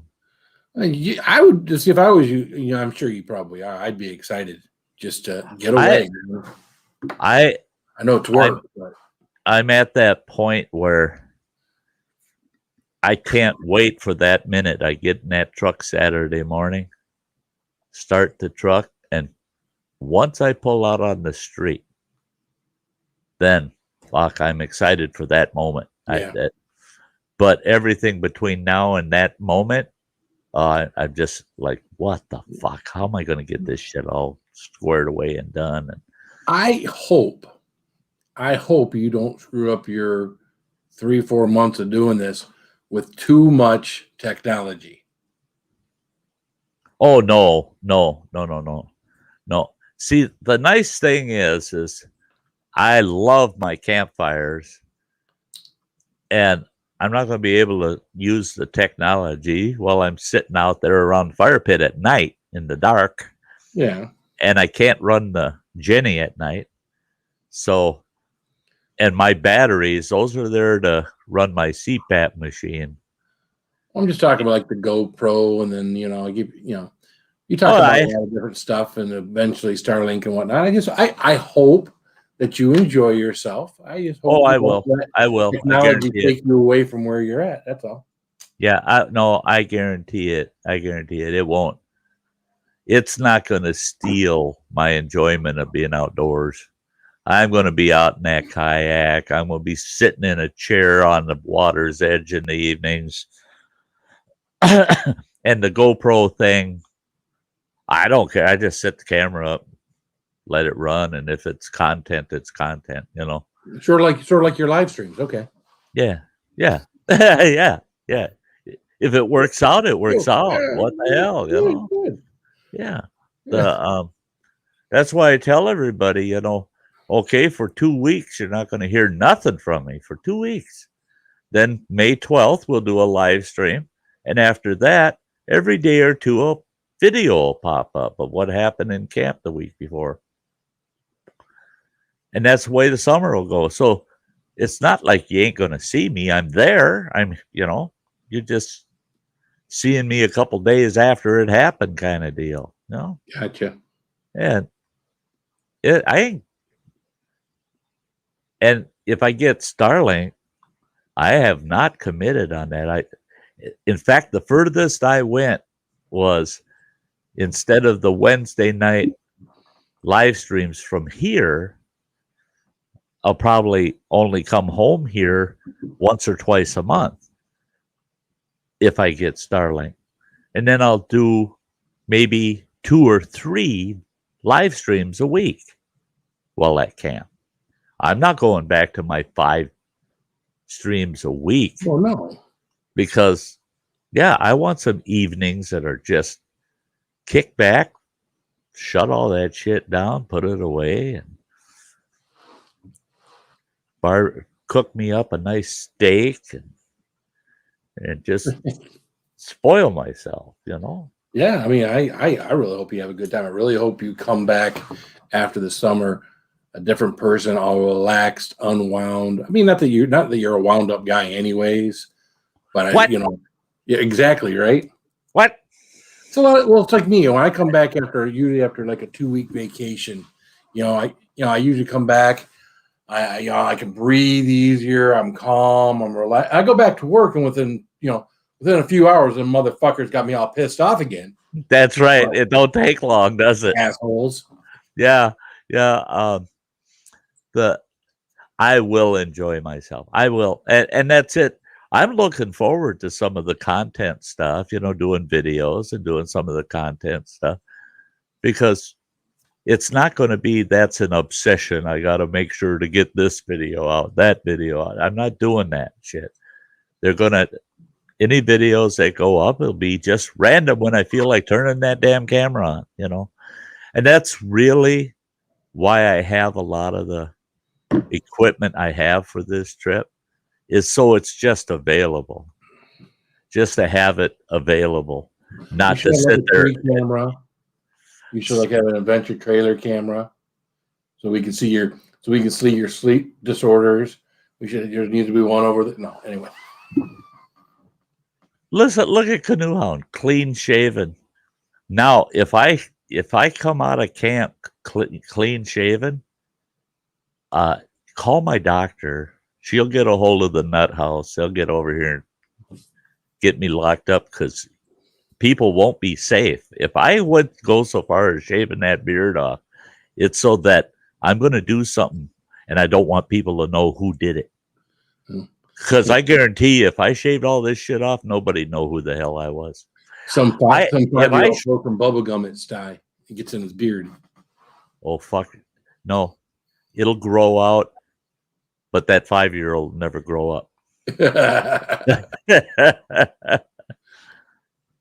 Yeah. Did you get it, Mike? What's that?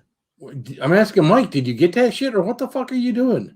He can't. It's one little bitty weld, man. What the fuck? How hard can it be? Jeez. That's just like my ex-wife. Beat it on the cement floor. It'll separate them. Oh, there you got the steel beam above your head. Use that, pry them apart. Yeah, what you got your hand on there, Mike? No, the other hand. Yeah. Hey, what's the difference between those two dolphins and a light bulb? Obvious, very obvious. You can unscrew a light bulb. Oh, here we go. You can't. He's already warmed him up. He's getting the gloves so he don't burn. He's getting gloves. Yeah. Come on, man. Pull them apart. Let's see the muscles. Pull them apart, man. Let's see it.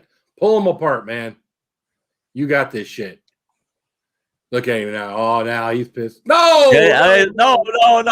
Nobody wants to see that. No. Don't pull it Christ. apart. Especially apart. Not talking about your nuts. We were talking about the dolphins. Yeah. He's thinking, well, it's not so bad. They only want me to pull apart. No, we can't even see what the fuck you're doing. Thanks for adjusting the camera so we can see what you're doing. Great. Yeah. You had to say something like that.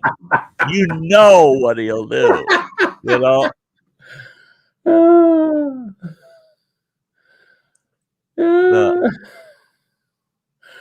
You know, he could list them suckers on eBay as a pair of screwing dolphins.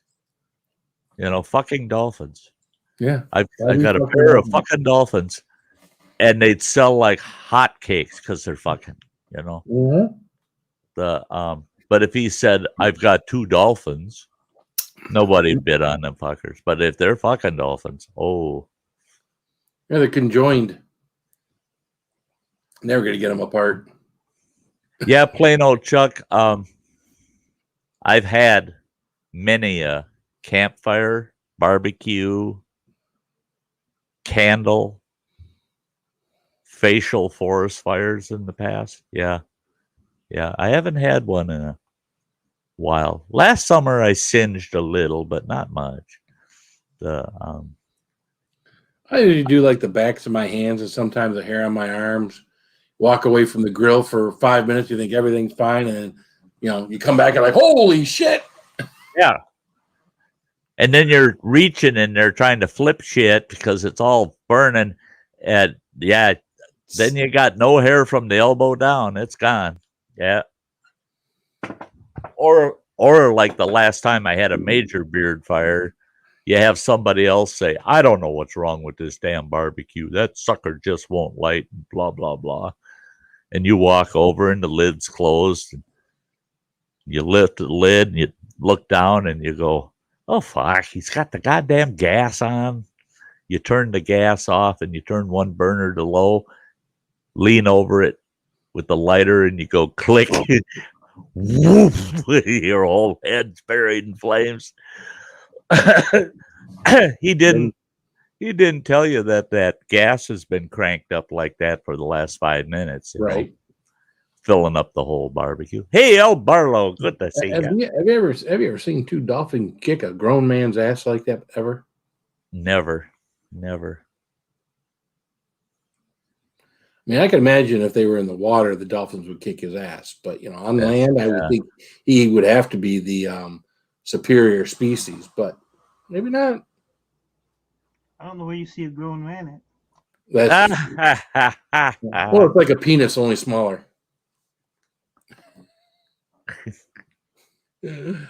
Oh shit! He's still messing with it. Yeah. Well, we're gonna be here all night watching Mike take this damn thing apart. Right. Yeah. Oh. It's making me wonder the way that's not coming apart. Did they cast the two of them together instead of making two separate dolphins and then tacking them together? Maybe they were both casted at the same time together. When he showed it to us, I thought it looked like they had been welded together. Actually, it looked like they had been. It looked like they maybe had broken apart, and maybe someone had soldered them back together. Well, obviously, they didn't use fucking solder. It looked like they had them back together, but maybe I'm wrong. I don't know. Obviously, it's not solder, but What I don't get is, Mike, can't you sell that as scrap, as two dolphins attached to each other as scrap? Instead of, why do you have to take them apart? It's not why, it's because he wants to. That's the why of it, right? I didn't expect, any common I got sense. a feeling he wants to melt them down.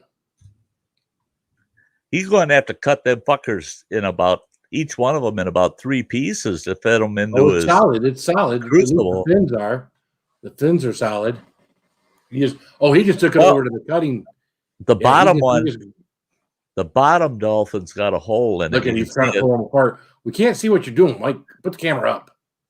Look at him. Oh, now he just pooped himself. He's gonna. Oh, shit. I mean, sit it down. I gotta go. there. He got him. Yeah.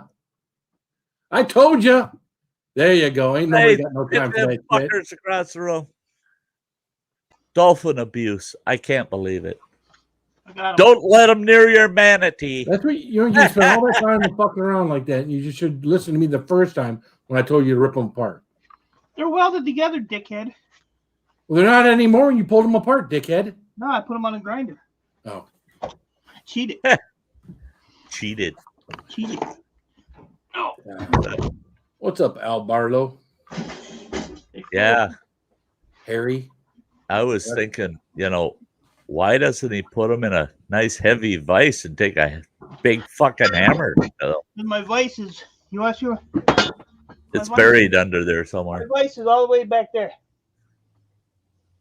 You want a little advice? Clean that shit up. That's chest high. I can't get back there. That's not too far to walk. You gotta climb. Hey, scrapping together. Good to see you. I ain't fucking climbing no. Which just sounds like poor management. Yeah, it's pour something. It pours something. That's what I'm going to have to do is pour something. I'm running out of coffee. Yeah, me too. I would have had a thermos full of coffee, but I couldn't find it. Then I realized, no, it's down in my truck, ready to head to camp. This is my iced coffee. Oh, Maybe? sure. This will fit my crucible. Will it? Yeah, because as it melts, it'll. It's aluminum, though, right? This? No, that's brass. It looks like brass on the outside. I couldn't tell when he showed us the side picture. It looked like it was. See how shiny brass. it is? Okay. Yeah, it's all brass. Yeah, if I put it in head first, and as it melts, it'll pop out. This one's got a hole in it. So they're both solid. Yeah. That's got to weigh a good, 3-4 pounds? These are 6 pounds. Wow. Yeah. I weighed them earlier. I weighed them on my live stream. Okay. It was. I was working, goddammit. Shut up. It was 6 pounds plus, but did you include the weight of the base in that 6 pounds? Yeah. Oh, okay. I was wondering if it was 6 pounds just for the dolphins, plus the base, Now, the base, or yeah, the base was £1.50 right. for the base. Well, that's Brasso too. So Yeah. So yeah, the Dolphins were about 5 pounds. Yeah. gotcha. I would have kept it, but when I took the screw out, I lost it, so I had to scrap them. Yeah, you couldn't find another screw. No. No, but yeah, I'll put them in the thing and melt it, and I'll throw a couple of these in there just to make sure it stays melted. Yeah. There you go. A swordfish lure. I don't know what I do with it. And now I'm collecting copper, so now I got another thing going on. Copper's Oh, up you there, are? right? Not copper, silver. Silver. Oh, silver. Yeah, I got a feeling silver prices are going to go up. silver Yeah. is going up and copper is going up too. Yep. It's all good conduit, conduit and connector stuff for solar panels and shit. Since That's all silver contacts. Okay. Out of like circuit breakers and stuff. Shit like that. See that square on the end? That's all. That's silver. And then this is copper. I got a ton of that crap. Gotcha. Well, then you're rich. You got a ton. Because I don't have nothing else to do. You don't have nothing else to do. Nothing. He never got nothing to do, Nope. you know? That's, yeah. Look, if you look around you, you might find something to do. Yeah, no shit. That's why I'm not looking around me. That's why he's not. Yeah, yeah. I'm down here at 4:30 this morning. That's why I'm looking at two guys not doing anything, so I don't have to do anything either. No. Yeah. I'm gonna go tomorrow. I'm gonna buy some silver coins and stuff for my gold guy. So Someone's clomping around in the house. silver's gonna go up. So Yeah. Yeah. I wish I'm really buying it for an investment. So when I croak out, my granddaughter can have it. So I told her that. You know what she said? It's just metal. it's just metal. I don't care what you do it. I'll be dead. That's it. And you'll be dead knowing that you left her a good stash of silver, right? Well, she's already At least you die happy, you know. she's already got a good stash from when I used to do gold. Uh-huh. When I used to sell it, I used to put it in a bank account for her. Uh-huh. Yeah, that's where all that shit went. So she's already got like 11 grand in there, Nice. and she's only 8. This morning, just trying to get myself geared up to get some shit done today. I'm sitting here in the studio, and I got my studio pretty well cleared off now. And I opened a drawer in this cupboard I got, and I'm going, holy shit.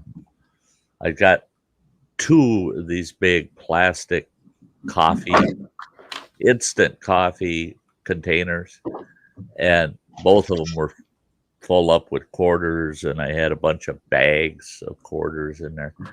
So I sat here drinking my morning coffee, checking out news and shit, stacking quarters, separating any old ones, you know. And I got done and I started counting those piles, and I'm going, holy shit. Nothing like having $398 worth of quarters. There you go. I guess I had more quarters in that drawer than I thought I did. Yeah, unlike jars of change, when you got the quarters, that adds up quick. Oh no, Those nickels and dimes and pennies don't add up for shit. But dimes. I haven't counted them yet, but I bet you I've got, because I only cash my dimes in maybe every 4th time I cash in my quarters. And my damn dimes, I've got to have at least $300 worth of dimes sitting there. That's yeah, I probably got. Oh, there's what the hell is that? Oh, did that scare you, Phil? Check out that. Yeah. So did you figure out where my campground is, Nick? Yeah, I was looking into it. Oh, okay. But yeah, I'm gonna start rigging my truck up I should be able to come up. So Yeah, don't and I'm gonna have to get you my phone number so you can text me, okay? all right. Well, you could even call me if you want, but I don't always answer. But I don't know why I thought it was 11 hours, but it's 13 and a half for me. is it? Yeah. I think the furthest I've drove in one shot was like 2 hours. Yeah, don't drive that 13 straight. Oh, I definitely will. Oh, you're crazy, man. I was gonna leave at 6 in the morning, and then just drive that. I'd only have to stop at a gas station once if I had a full tank when I left, because it's a 30-gallon tank. Uh-huh. So Yeah, I got a 32-gallon tank and I only get 420 miles out of it. well, I looked. It was it's like 820 or something. Uh-huh. Pretty sure. The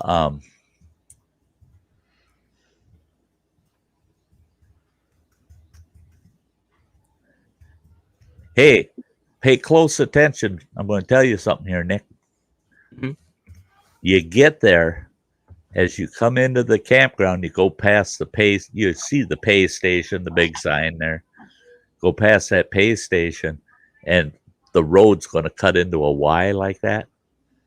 Go to the left, and the very first campsite on the right. That's me. So Ooh. there's So- nine campsites up in 2 loops, and I'm number 6. I'm right smack in the middle. Well, I've got my. Well, you can't miss the adventure trailer, but if you're driving straight through, man, it's going to be dark by the time you get there. Well, it's funny. 2 of the nights when I camped last year, I set that 12 by 12 tent up in 10 minutes in pitch black. Uh-huh. I was holding a flashlight like this under my chin, Yeah. and I set it up in like 10 minutes. But that thing, I'm good at setting that up now, and it's really waterproof. But since it's canvas, whenever I leave, I'd have to make sure it was on a sunny day or something so it would dry out. Dry out, yeah. But Or you got to, as soon as you get home, set it up to dry it out. well, I- I'm rigging my truck because now I have the cap on it, and I have Right.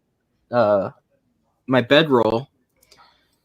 Either the bedroll goes in the back of my truck and I sleep in that if it's really wet, or I'll go in the tent. I Right. figured I could store stuff in the tent. Once I'm in the campsite Saturday or Sunday, once I'm set up, what the hell are you eating? It looks like a doggy biscuit, for That's a Christ's cheese sake. curd. Oh, it's a curd. It's got to be. Yep, cheese turds. 925. You see how fast my hair's already growing? It was like cut straight across here. Yeah. guess I got a that's the kick. thing. I got a kick out of Mike giving you shit today about catching a minnow. Yeah. And he held it right up to the camera to make it No, look that- big. He says, That thing was because I was You'd be surprised. 'Cause surprised I what always the camera makes it look big. It won't work for you, Phil. Sorry. I always catch the real small like stock trout like that, but that Yeah. one was like this long, and it was really big around. And the head of it, half the head was black, and the other half was white. Oh, I saw that picture. That was a couple days Oh ago. God, 204.40. That was a really good line. Yeah. It was about that long. It was really thick. It was big around, and it was Yeah. half black and half white. Oh, Yep. Lordy. Yeah. The I'm addicted to these coffees. Never mind my big nails. oh yeah. I got some more. I heard cause I've been watching for like an hour. Mike was talking about Good silver night, stuff. James. I keep getting shipments in. Of what? Silver? Yeah, silver, but I started getting more gold, and I just found in this thing. I just found an 18-karat ring, 3 grams. Oh, really? oh, that's nice. Yeah, my little bucket here of bullshit Miss- that I was throwing here. Miscellaneous. I ordered some of these little A couple of silver just the ones. copper rounds. They've got some cool designs. Like here's a big penny. A big penny. Somebody jacked me on a plastic penny. They gave me a plastic penny. Some bitches. Black penny. I No, had a bag. I had a bag full Nice. of. You seen those machines that you stick your penny in there, and then that machine flattens that bitch out Mhm. and stamps something in it from where you see them at zoos and parks and places. And damn kids, we went to this zoo, and Sty, have you got a penny? I got all my nephews and nieces are there. All my grandkids are there. Have you got a penny? Have you got a penny? I had to go to a ticket booth and ask them, hey, you wouldn't have a couple rolls of pennies, would you? And them damn kids, I ended up with this bag full of those flatten ass out penny things. Every kid had to make 5 or 10 of them, and I thought, what a freaking racket that shit. Isn't it like $1 a piece to do that?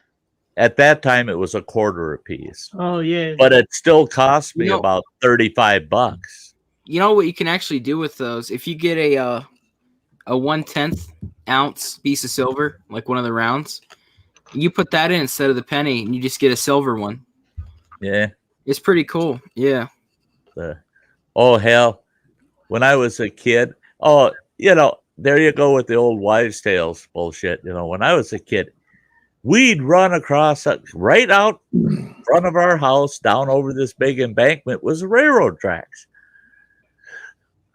During the summers, geez, Christ, you could look down there and all you saw were pennies lined up for a quarter of a fucking mile on those rails. Waiting for that train to come. Boom, boom, boom, boom, boom, boom, boom, boom, boom, boom, boom, flattening out all them damn pennies. And sure as shit, there was always some old fart in the neighborhood. You damn kids, that'll derail the train. You can't be doing it. You've heard that, haven't you? Yeah, I've heard that shit. Yeah, and us kids, as little kids, are going, that old fucker, he's got to change what he's drinking. That ripple's fucking him up. That guy's nuts. This ain't derailing that big ass fucking. Right. If I lay on the tracks, it ain't gonna derail the fucker. And And I'm a you lot just slow bigger down than a a little. penny. Yeah, it's just gonna be squish, and oh fuck, hundreds and hundreds of them pennies. Hey, Bourbon Body, great to see ya. I got this one in today. It's the Hand of Faith. Pretty sure it's the biggest gold nugget, but of course, like everything else, they put it on a coin. So, Oh, that monster out of Australia. yeah. How would you like to find that sumbitch in your backyard? I mean, holy fuck. Imagine finding it at like a beach or something. That would suck. Oh, I wouldn't want to find it anywhere out on public lands or somebody else's property or not. I want to find it in my backyard because then it's fuck you, my backyard, my backyard. No, you don't get a share of it. No, my backyard. Damn right. This guy I know out in Montana, him and his brother, they've got claims up in Alaska and they work them every year. They go up there and they're gold miners every year. Well, they always will pick a couple of guys and they bring them on the crew. And the deal is they get a small percentage of whatever's harvested, right? Well, and one of the rules are they stay in these goddamn canvas tents up there for the whole mining season, and they roughing it, boy. They really rough it. One of the parts of the deal is you had to work your ass off. You worked 10, 12 hours minimum every day, 6 days a week. On Sunday, you're allowed to go out there and prospect. You can't use any heavy equipment. You can pan, you can just go out there and use a shaker table, whatever you want to do to find nuggets. But on Sunday, you can go out there and prospect for yourself on these brothers' claims, right? Oh, you told me this one, yeah. These two guys signed up with them, and it was one of the worst seasons these brothers ever had. And when they got back to Montana that season, oh, were they pissed off. They were so pissed off. But one of the two that went up there on the crew was very, very freaking happy. Through the whole season, they set their tents up, and they put these heavy canvas floors down in those tents. Through the whole season, where one of their working hands, bunk was. At the end of the season, they broke down the tents. That guy moved his bunk, rolled the canvas back, and saw something interesting in the gravel and started moving the gravel. 2.5 pound nugget. What? 2.5 pound fucking nugget. He was sleeping on top of that son of a bitch all through their mining season. He was sleeping over that, and he found it on their last day breaking down the tents. The owners, the brothers, are going, "Oh no, that don't count." Not Sunday. They were breaking down on a Sunday.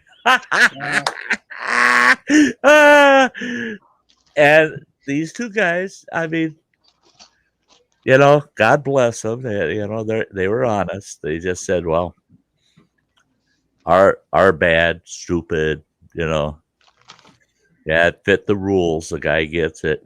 And the guy was good about it, though. I can't remember how much he got for that son of a bitch. It was a lot. They did not want to render it. They did not want to render that gold down because it sold more as just a natural nugget than it would have for the value of gold in it. Yeah. And so there was all kinds of bidders on that son of a bitch.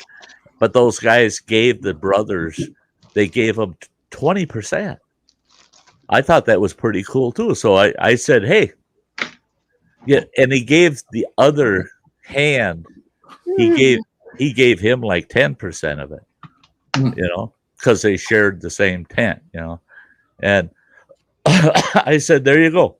There's a perfect example. 4 guys, they're all up there doing the same shit. One guy lucked out, but he shared it with the rest. It's just 4 good guys. They didn't. Nobody tried this." How big is a 2.5 pound nugget? It's really not that big. Golf ball size? It's bigger than a golf ball because there's a small potato. Yeah, like a small potato. Yeah. A big ass fucking piece of gold. And it was weird looking. It was almost kidney shaped, and it had debris in it. It had rock and other shit in there, but they weigh it and then they deduct what they estimate the debris weight is. And they said that they felt that there was I can't remember exact ounces, but it was so close. It was just almost 2.5 pounds of gold is what they figured was in it. Oh yeah. Oh God. Yeah. I would have peed in that bunk. Right? Well, this gold today, while we're still on the gold subject. Hey, paddling guy. I've wanted it for a while, but I finally got it. It's only 1.5 grams of gold. Well, that's Dennis. In a that crazy paddling guy. I guess the name's in a Sayer or whatever. You back then they trade the gold in and just get cash money instead. And this is a hoard that they found there of the gold that was traded in for money. And they found it and they separately put it into these little holders, but I don't know. I found it cool. I guess, it was like early 1800s. It's not too long ago, but pretty cool. Why is my mic doing this? Hey, keep chatting, guys. I'm going to be getting a cup of coffee. All right. The That's just fine. We can handle it. you Just can make sure handle you it. mute when you leave. No, I just turned the volume on my We just don't TV hear so I we can don't keep want you to track hear of what we're you talking about. filthy, rotten We characters. don't want you to hear what we're talking about. We're all just be quiet. I don't care what you want. You think I do these streams for you? I do them for me and that audience. God, I thought you were doing them for me. I feel like I'm Yeah, see, you take everything so personal. so disappointed now. Wow.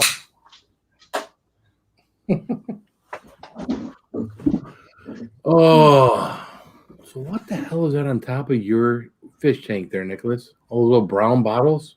Are they rum bottles back there? Brown bottles. Oh, what's that on top of your fish tank? Just old people. That's the cricket cage. That's the cricket cage. Oh, okay. There's not in it right now. Were they all over the room now? What the fuck? There's a couple. Well, a couple weeks ago, my cat tipped it, and like 5 of them I've seen so far around my room. I saved the rest of them, but I mean they're huge. So shut up, Phil. No scrapping together. I won't shut up scrapping together. You just sit over there in the chat where you're nice and quiet. Leave me alone.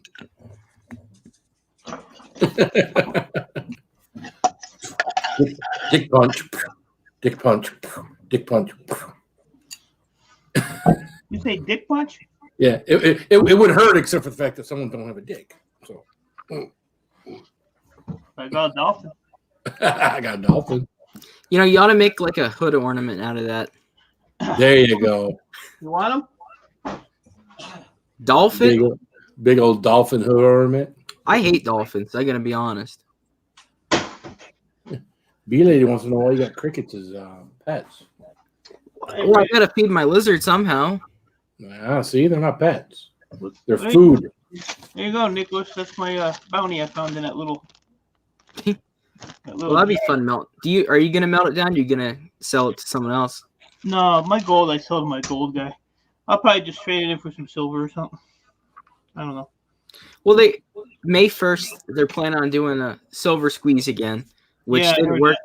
It didn't work in the first place, and it's not gonna work. But all they're doing is raising the premiums. Yeah. So I don't know what they're thinking, but You can only raise it so far though. You can't really. yeah, it's. So you have to stay, close to the market value anyway. Well, I mean, people that stack the silver, just like that market, that's nothing compared to what's all the major businesses own.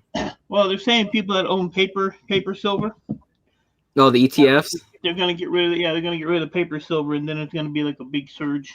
Yeah. Well, I mean, That's what the for example, a good like silver squeeze, like actually it would squeeze it, would be if like say Elon, he traded in all his paper for silver. Right. He'd take out so much silver, and then that would really squeeze it. But Yeah. normal people buying it aren't going to do anything. Uh-uh. Oh, Dennis says you're feeding your lizard the wrong thing. What should I feed it? Should I feed him cat food? I can buy a 1 ounce coin right now for $32, and it's like $26 an ounce. So it's not a big markup, anyway. Yeah, well, my local dealer, I could get it for $30 even right now. Yeah, so that's a good deal. And like the 100-ounce bar I got it for. It was like 31 an ounce for the 100, but it's also Scottsdale, so it's like really. Yeah. It's done well, and they got all the serial codes on it, but. Yeah.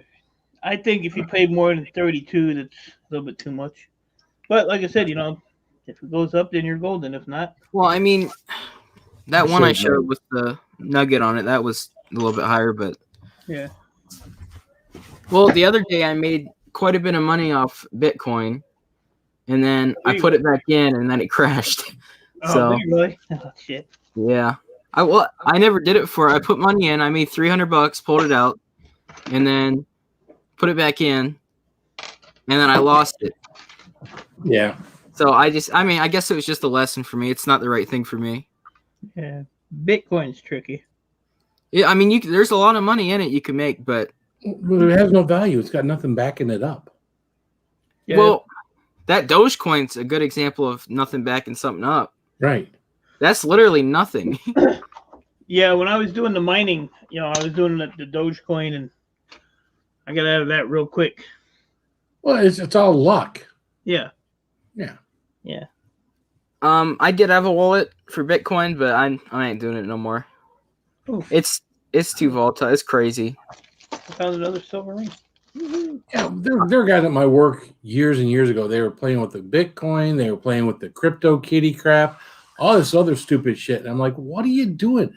And a couple of them, they were doing really good on it. And then like it was in a matter of weeks that shit just bottomed out. And it was like, holy mackerel. And they thought it was the new way of making money, Yeah. No. As I told him, it says you got nothing back. It's not like gold or silver or anything else. You got nothing backing it. I don't get silver to make money. I get it just insurance. Like everything I have in here, I sell. It's not going to bottom out. Silver and gold is always going to have pretty decent volume. I mean, silver's probably the highest it's been in a while. I think gold's way too overvalued. But Yeah. People are saying silver's gonna jump to $100. That's not gonna happen. No. Like that's just not how it works. Well, it won't, because those big companies won't pay that kind of money for connectors and all that kind of stuff, Because isn't that what they're talking about using as like connectors and stuff for like solar panels and all that stuff? Well, yeah, I mean, silver. silver's always going to be needed, but Right. I just don't see how it would. Well, they said, "Oh, look what happened to gold," but I don't know. And gold's way too overvalued. That's not going to jump any higher. Yeah. Silver's 26.03 an ounce. Yeah. And the thing is back in the Excuse me. All the way, Earl. back in the mid 80s, silver, we were buying silver for 16, 17 an ounce. And in the 70s, we were buying it for $11 an ounce. It grows, but it doesn't grow exponentially. It's just not gonna boom. But watch this now, guys. With everything that's going on right now, and people can argue with me all they want, and I don't care. You believe what you want. It's up to you. But talking with some of the people I still know in the drilling industry that exploratory drill for precious metals, the word in the industry right now is watch out on the silver and gold, because those prices are very volatile right now. You don't know what they'll do, because the semiconductor industry, they need the gold and the silver. They want to go with alternative energies sources, solar panels, electric cars. They need gold and silver. But guess what? The demand is going to far exceed. If they accomplish pushing those platforms, the demand is going to be insane, because right now there's a full moratorium on any precious metals mining on governmental land, and over 80% of our precious metals in the United States are mined on federal land. Mm-hmm. They're shutting it all down. Biden shut it all down. That's a fact, Jack. I've talked to the guys in the industry. They're laid off. They are not allowed to drill. They can't drill on federal land anymore. That means they're not going to be harvesting gold and silver.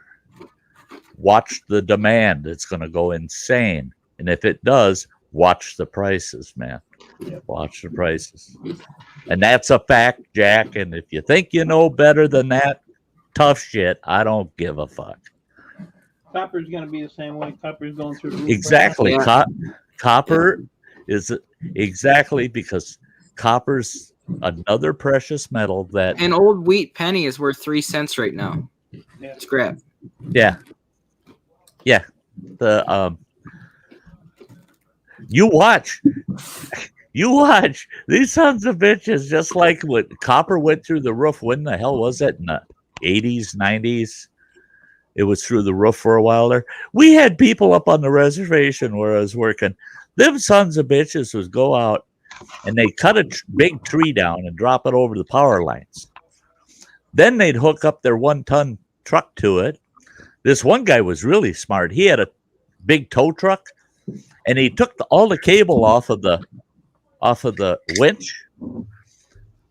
They would knock a tree down, knock the power lines down.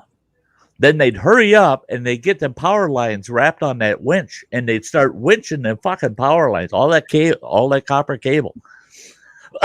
They get a mile of goddamn copper cable wound up on that truck winch, and then run like hell back to their scrapyard with it. Yeah. Come here. Wow. I couldn't believe the shit they were doing. If you had a house that you were trying to sell, but nobody lived in it, you better hope it's in a big neighborhood of people that keep an eye on other people's shit, because they'd go in there and you'd go in to check your house out. All the drywall's ripped open and all the copper pipes are gone. Everything copper in the place is gone. Well, they were doing that like hell in Detroit for a long time. Any one of those Yeah. abandoned houses, man, they were going Yep. in all those abandoned houses in Detroit and just taking all the copper out of them. Yep, I watched a little mini documentary on that in Detroit there. Yep. That how you could buy a fucking house in Detroit and they'd sell you the son of a bitch for $1,000. Yep. Because there was nothing you could do with it. It ain't got no pipes left in it. Ain't got nothing. You wouldn't find an ounce of copper in that house. I just don't leave any copper near your yard here, because everything was, the walls tore out, ceilings tore out, floors tore up, everything gone in the fucking house. And they're going, if we sell it to somebody for it, because whoever owned it said, fuck, the house is destroyed, it wasn't insured, fuck it, I'm just not going to pay the taxes on it, nobody's going to buy it. So the fucking city would take the house and they'd sell the house for $1,000 so they could get tax-based money. That was just, oh yeah, the world is nuts. They're nuts. They're crazy. Yeah. well, it's the dollar is so inflated now too. Like, because I never really looked into it. I don't know. I always thought it's like, oh, it's gonna keep going, but it's going so fast now. It's going so fast. Come here. Fuck stick. Get your Yeah, ass out of my face, Earl. I know, right? The dollar ain't worth $1. Oh, it ain't going to be once these $1 trillion deals go through. No. You know, one thing that is really, this is odd. This is really odd. My grandfather told me this when I was just a teenager, just a kid. He says, you know how to, he says, you know, there's something about the economy that just seems to never change. He said, what you pay for a quality loaf of bread or for a cheap gallon of milk is what you'll pay per gallon for gas in your car. And he was right. You buy a quality loaf of bread, it's going to cost you $4, $3.50, $4. What's gas cost you? About $3. Gallon of milk, you buy the cheap milk, $3.49. What's gas? $3 a gallon. They all relate to each other. Those items follow each other. So if all of a sudden you see your fucking milk go up to $7 a gallon, hurry up and get to the gas station and fill up. That's the way I saw it. If I saw the price of bread going up, time to fill up the truck. The gas prices are going to change. That's, yeah. Yeah, it's well, they say gold's good to have for like they're talking about the housing crash, but I don't know. I'm sticking to silver right now, and I know it probably will drop again for a bit, after all this It's Nick, it's buying's over. all relevant. If you want to invest in gold, you gotta start adding a lot of zeros to that investment. You want to invest in silver, you don't have to add as many zeros to the investment. You can afford to invest in silver. It's very hard to be able to afford to invest in gold because the growth of it, percentage basis, is about the same. So either one's a good investment. It's just but less area.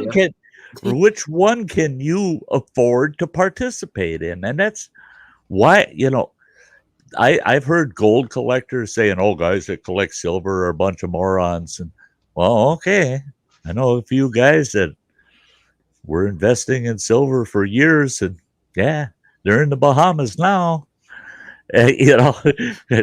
Fuck your gold's the way they saw it because they could afford to invest $1,000 here, $1,000 there. They couldn't afford to drop 20,000 here and 20,000 there. So it's all relevant, just zeros. Well, I think the ratio now I think it's 60 something, like low 60s to 1 right now. And that's silver to gold. But yeah, I mean, gold's good. I mean, it takes a lot less space, that's for sure.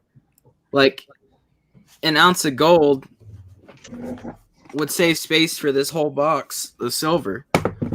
Right. But and that's there's just something about silver I like a lot more. I don't know. There's nothing wrong with that. Nothing wrong with that. But I would think gold is less volatile as far as its overall price. Right now, silver obviously is very high. So I can't imagine they'd find another conductor that would be something other than, the gold or silver. That would be, they come across something magic that, that would completely replace all of that. But right, something man-made, Yeah, and you don't want the dollar to collapse or anything. Silver and gold, it should just go steady, and they're trying to push it and make it blow up, but that's just that's the thing.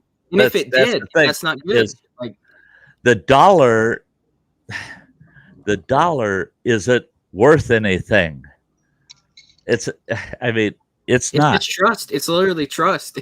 That's exactly right. It's just, I hope I can get something in exchange for this piece of paper, where gold and silver is a hard asset. Paper money is not a hard asset. It's not fixed. It's so fluid because it's not backed by anything.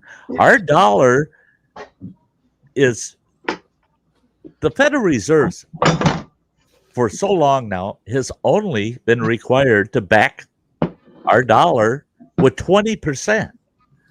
So 80 cents of your dollar isn't worth shit because it ain't backed with anything. It's not backed with gold or silver. It's not backed with a valuable metal.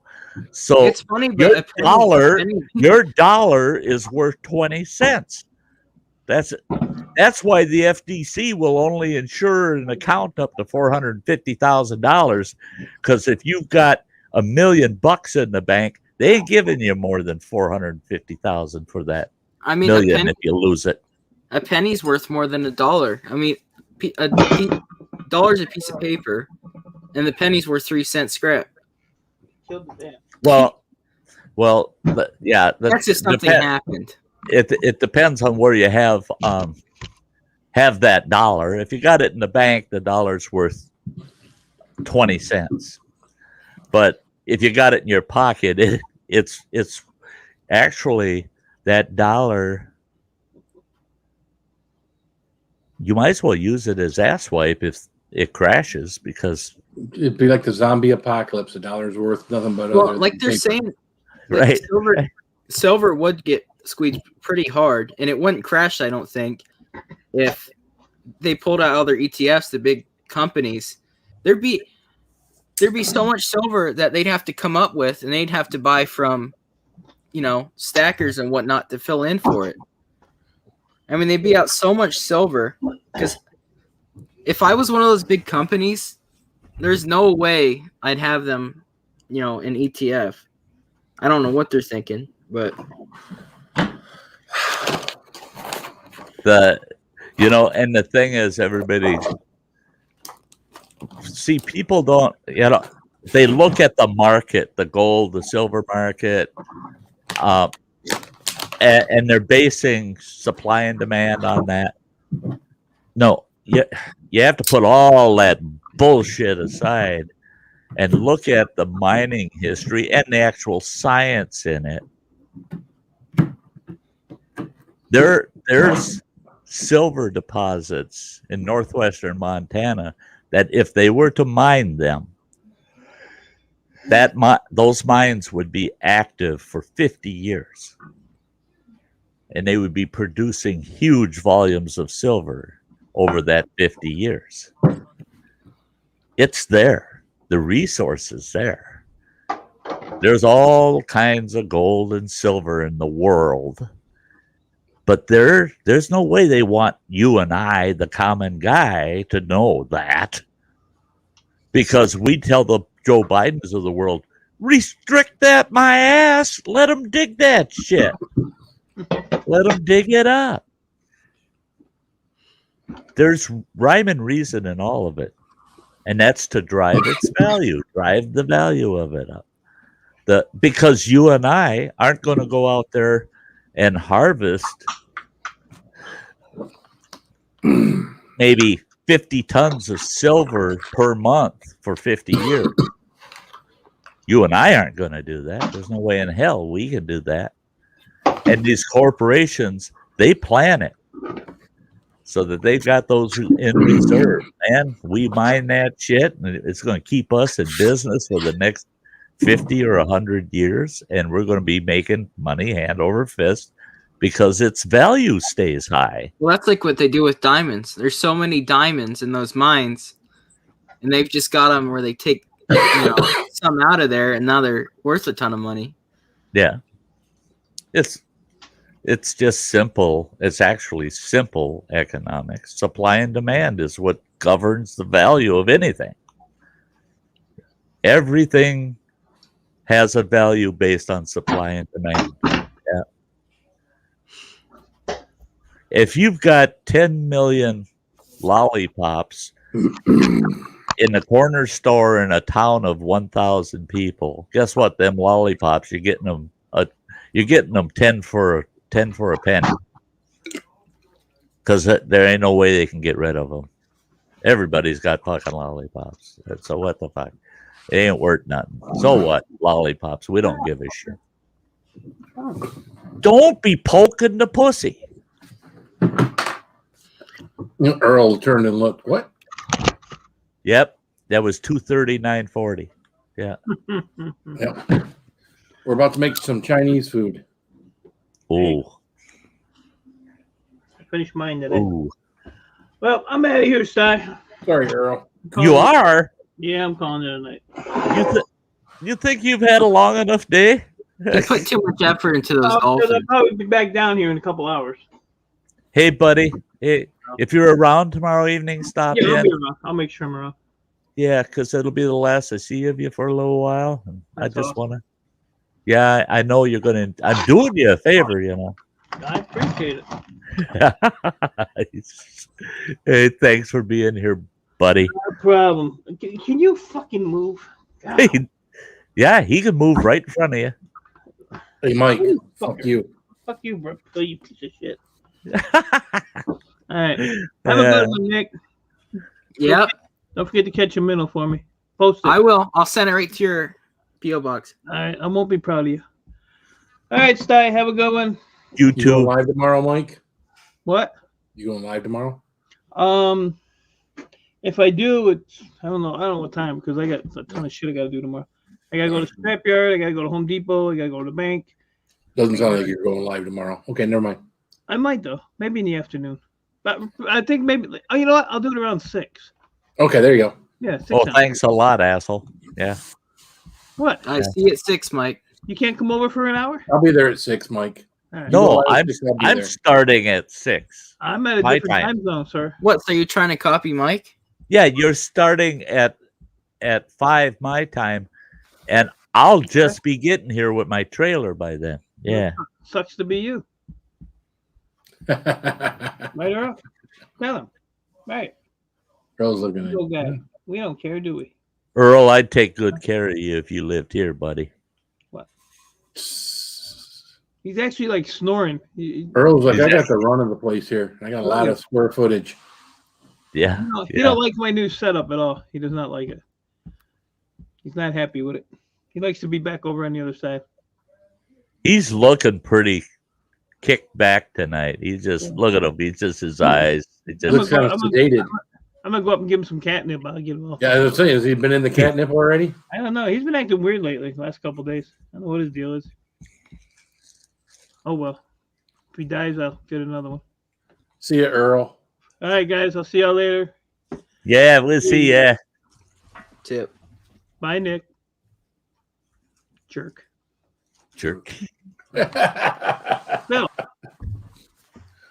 Asshole. Look at this.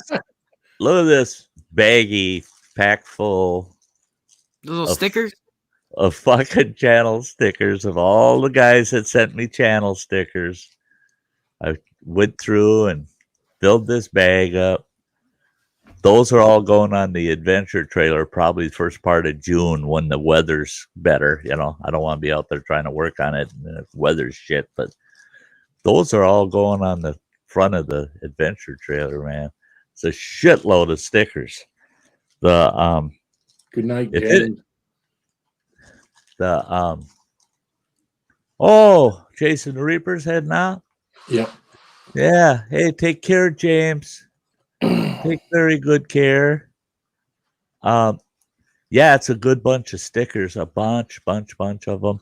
The paddling guy. Yeah, I don't know That looks great. We can see that. the Yep. the Styack. Yeah, we can see it. Is that like Those- Slee Stack? It's like what? Slee Stack? Styack. Styack. Slee Stack. Sounds the same. Nobody's asking you. Listen, Sty, since I don't have a sticker, I'll come and I'll spray paint a huge mural of my face right No, on the you side. won't. No, you won't. Well, whenever I- you're doing your chores, I could do it for you. So that's a That- surprise. Yeah, right. You'll be real surprised when a deputy sheriff comes and locks your ass up. You do not want to go to a Wisconsin jail, Nick. Where are they gonna just feed me cheese? Oh, they'll feed you something, all right. Yeah. Phil You wants think- to get locked up there.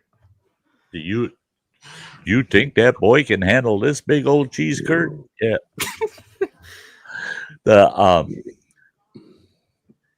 Yeah.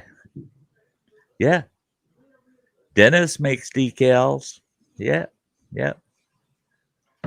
Yes, I do, Dennis. I do. Dennis, I do have a question.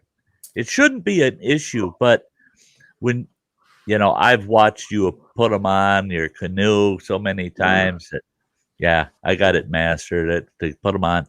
The only problem I have is the surface of that kayak isn't smooth, glassy, shiny surface like your canoe. That's molded plastic, that canoe, kayak. That shouldn't be an issue, should it? Even though it's a little, the surface is imperfect, it's not. As long as I get all the air out of the. Yeah, as long as his is good. I mean, this is imperfect on over here on either side. So as long as his stickers are like these, man, I tell you, But those aren't stickers; those are actual decals. They're double layered, and you put them on and you squeegee them on. Well, I just I did my first Oh, two. you I don't bought stick, one. I It got was morel mushrooms. I put it on the other day, and then they sent me a tiny one. I put on the side, but it stayed on good. So Sounds good there, Dennis. Apply on a warm day in the sun. That's what I was thinking because it keeps the adhesive somewhat more flexible and it'll kind of settle into any imperfections. Good. I was thinking down the right path there. Thank you. Because I definitely got to have the Styack on the kayak this summer. Putting those stickers on that damn trailer. I figure I got to pick a day that there's no wind, and I got a couple of TV tray kind of deals. I'm going to set up and I'm going to lay all the stickers out on them, and I'm going to be out there with painter's tape, taping stickers all over that trailer panel until it looks right. Then I'm just going to start putting them, adhering them. But if anybody walks into my campsite and sees that, they're going to go, what in the fuck is he doing? Yeah, fuck yeah. Hey, wait till I come over and fuck with your $250,000 RV. I'm putting stickers on that too. I'm going to stick bumper stickers on all your fancy fucking vehicles. Yeah. Yeah, I'll send you everything spicy stickers. You can put them on all the vehicles that come in there. Yeah, sneak around at night sticking spicy stickers on their bumpers, Yeah, fucking people leave. I got some extras there. I ought to put them on the back of employees' cars at work. My Mankini stickers on the back of employees' cars at work. Yeah, I thought about that. I got a ton of Sty North stickers. I thought, yeah, could I sneak those on bumpers of cars or RVs? But then I thought I better not because I got Sty North flags that hang outside my trailer. I think they'll figure out where they came from. Yeah, that might be. Yeah. The heat softens the vinyl and makes the adhesive more tacky. If you screw it up, Sty, I'll fix you up. I won't screw it. I'm going to be very anal about getting them on there right. Yeah. I got my my ancestry results. Oh, you found out that your great grandpa was a Tom Turkey? Yep. He was in Deliverance. Oh no. Where is it now? There it is. I'm still waiting for Starlink. Me too. I'm not listening to what they say anymore. What's the latest that you've heard? End of May. End of May. That's not that's a month away. They're still telling me the middle of June at the soonest. Jeez. Yeah, they're pretty bad with timing. I mean, God Almighty, don't they want? I mean, the minute they say we're going to ship it to you, they're going to get $600, man. They're going to get the $500 for the equipment, and a week later, once I log on, they get another $100. Don't they want that fucking money? They what the want hell's wrong with these people? I don't think they're thinking about the money. I think they're talking about their subscription. They're thinking about things from the long term. They don't want you guys to buy all this stuff and then have problems and be like, fuck that. I'm just going back to what I was doing. I can't. Oh, let's see. What's he saying there? I can't see it. It's not focusing. Oh, what the heck? Yeah, what the heck? It's showing. Okay, I'll read it off. That's probably easier. Dang it. Load. All right, I'm 49% English, 26% German, 10% Wales, 8% Irish, 6% Scottish, and 1% Russian. And what's that about? Huh? What's that about? Ancestry. That's my What? This is Ancestry.com. Oh. That's like what I am. So I'm half English, 25% German, and then Wales, Ireland, Scotland, and Russia. I don't know where the German is, but I know the half English, but I don't know.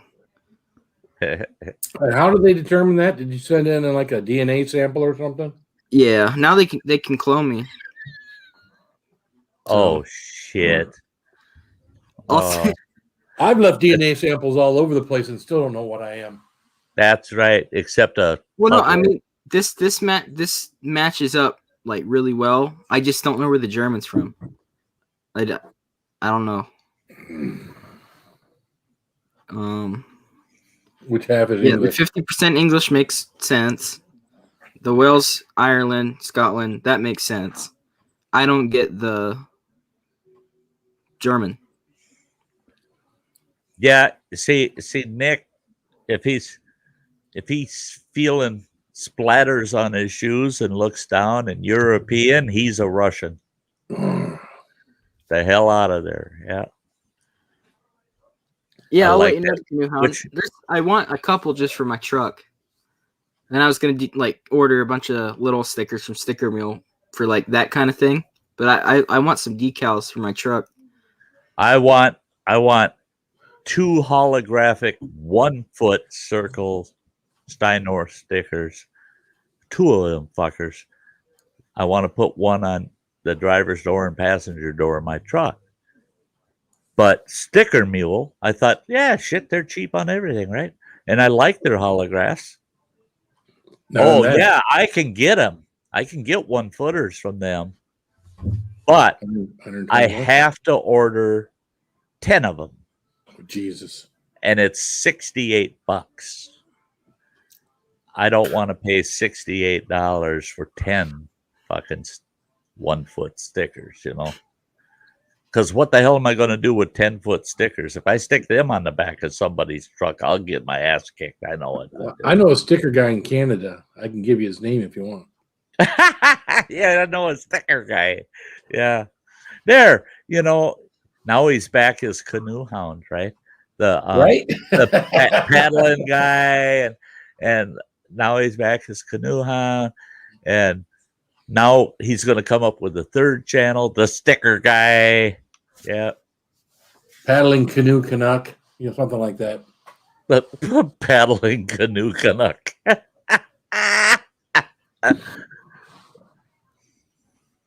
Paddling Canoe Canuck guy. Hey, Canoe Hound, the one's been in the back window of on the outside of my truck from Sticker Mule for 11 months now.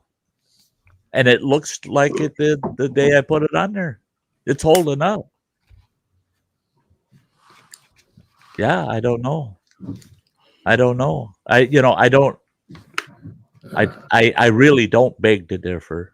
I'm just saying, yeah, I'll make sure to video that some bit so you can see it, the condition it's in. And we could go back and look at my video early last year when that fucker was put on there. Yeah. Went through the whole winter. Yeah. Sun beating on it. Back of my truck faces the sun, afternoon sun. Yeah. Yeah. I don't know what they're doing to make it hold up like that. But I was, in all honesty, I was shocked. I thought that sucker, I'll have to razor blade that bitch off every 4 months and put a fresh one on, you know. Well, they're not made out of they're made out of a different material. At least not mine. The holographic. Yeah. They seem to be a little better material than the standard stickers. Yeah, I don't even know where mine are at the moment. Yeah, I don't know if I got holographic here. Oh, I do. I didn't know this box fits this perfectly. Those are regular.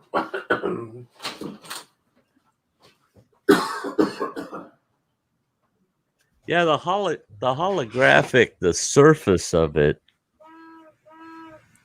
seems like it might be a little better quality vinyl than the surface of the standard ones. Yeah, when you peel this thing off. Ooh. I gotta figure out a way. Yeah, I fucked up not the holographic ones, plain ones, but I fucked up about 15 of these trying to run them through my printer.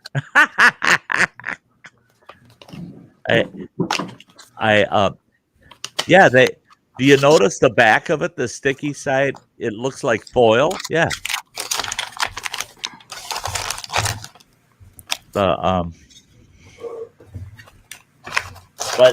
But yeah, I messed a bunch of them up trying to run them through my printer because I was trying to print on the back, like a business card. Yeah, they move around too damn much when they're going through that printer of mine.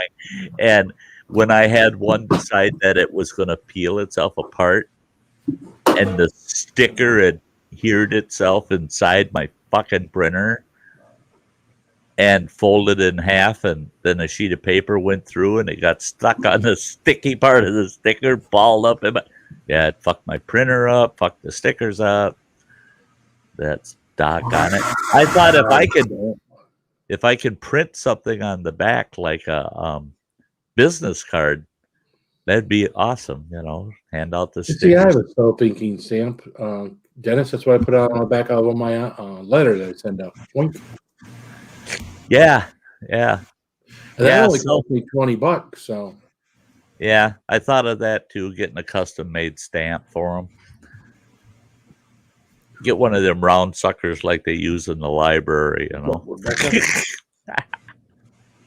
Hey, Rick, Becca, back for now. Jadzia is in the house too. Oh, I see her up there. Yeah, what's how you doing, Jadzia? Yep. Of a metallicized polymeric laser vinyl, much like a compact disc. Holy shit, that's pretty technical there, Canoe Hound. You're gonna hurt a few of my brain cells with that much. Yeah, right. So now we got the real sticker guy in the chat. Now he hit something in his wheelhouse and he's all about it. That's it, man. That's just like getting two pepper heads in the same panel. I mean, what I love is all the people that think they're pepperheads, like Russell. I mean, I love Raven, but man, sometimes when he gets just talking for me, it's kind of like, really, dude? Right. I'm a pepperhead. Yeah, right. You got a head, Dr. Pepper, shaped like a pepper, but it's not a pepperhead. Yeah, shaped like a pepper. What kind of pepper is that? A Reaper. A dunce. It's more like a bell pepper. Yeah, probably. Or no, like a poblano. Canoe Hound. I got a brain. If I only had a brain.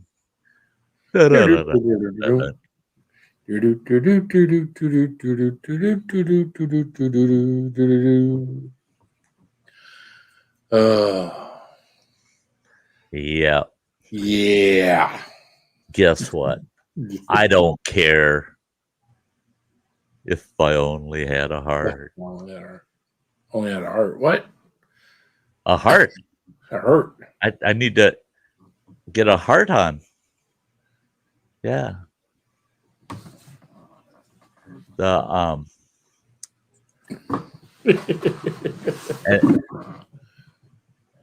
I tell you what, The Wizard of Oz is still the best damn movie they ever made. Yeah. Damn right. Yeah. McTubis, I ain't been drinking much. It's only like my second beer. A lot of people, where the hell is it? Oh, it's not there. I'm going to have to change. My background's going to change to do this. Oh. I got to find this, man. yeah, a lot of people didn't know that Phil actually had a role in Wizard of Oz. Here we was go in it. again. He He found was the in it, picture. man. He There he found- is. There it is. There I am. Yep, There he I am. is. There's Yep. everything spicy before I he thought he was became one a of the pepperhead. No, he was a flying ass monkey. Yep. I mean, Oh, yeah. the monkey flying up your ass. that's go. Oh, ouch. Well, that's enough of that shit. There you go. I take care of the hemorrhoids from the inside. Yeah. Quit monkeying around back there. He's more of one of the monkeys in the remake where he's got wheels on his arms. The weird monkeys. You haven't seen that? I probably have. Probably don't remember. I probably have. I just don't remember because Yeah, great decal idea. Yeah, go ahead and send that picture to him. Yeah. Make some flying ass Phil monkeys. I don't want that on my truck.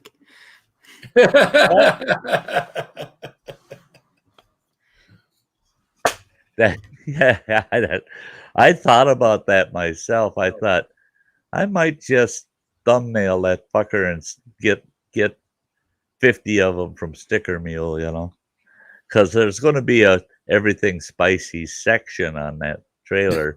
These so many fucking stickers, and that monkey in there would be really good. That would be cool. The monkey and the mankini kind of close to each other. People just relate the two and go, "Oh yeah, that fucking baboon." I gotta see tell it. you one of the big everything spicy mankini ones that is the full view. Oh yeah, sure. Canoe Hound, I'm good. You just can't let Crazy Hand know that those stickers are out there. I'm just saying. That big sticker, yeah, put that on the back of my trailer. Nobody will tailgate you. Or else they'll be rear-ending me. Some redneck in a big-ass truck with a big old deer guard on their front gonna say, fuck that shit. Boom! Dan's like, no.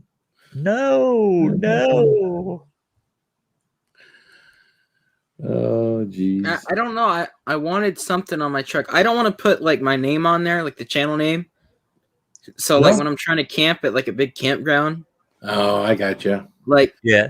So you'd have to be known. I mean, you'd have to be bigger. I mean, you got a big channel, but I get noticed all the time. I don't really like it. I don't know. Be careful. Don't talk about it much. Because a lot of viewers don't like it when they hear somebody they idolize and they watch. They don't like hearing, I don't like them fucking people point me out saying, oh, I know you. You know, people don't like that. I found that out. Well, no. The big problem, it's not them, it's me. I'm so awkward that I just make it like so bad.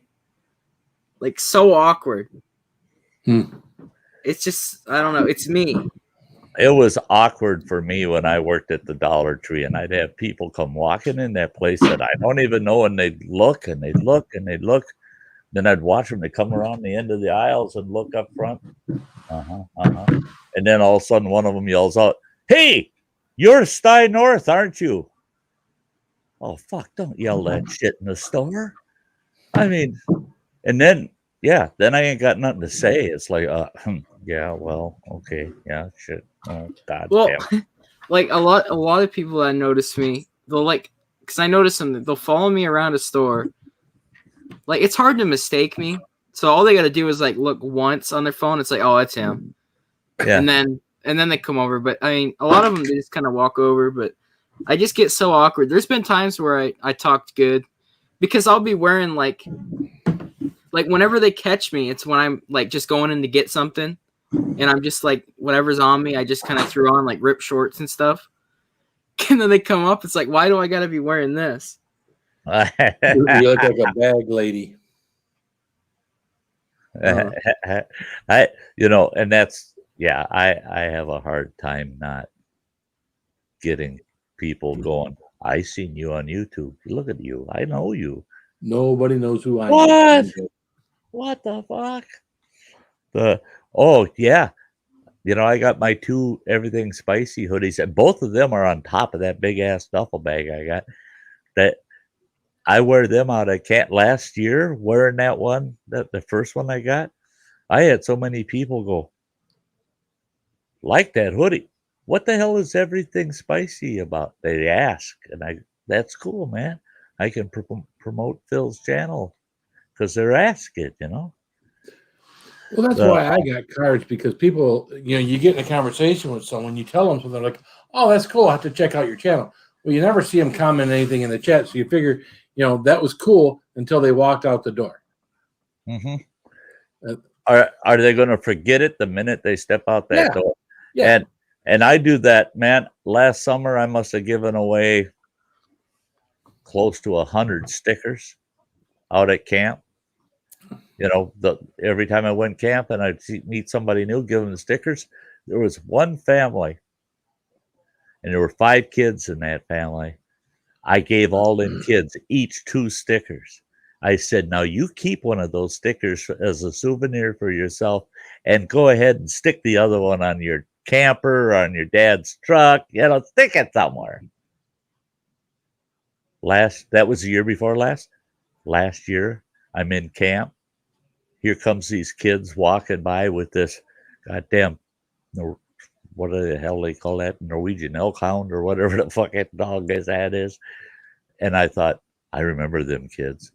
They saw me, they come right into the campsite and they go, Sty, hey, we still got your stickers. And yeah, Dad took yours off of the trailer in the truck and was kind of mad at us for that. And I go, well, that means you need a few more. So I give each one of them another sticker. Their parents come that evening into my camp. I'm sitting by the fire. They come in.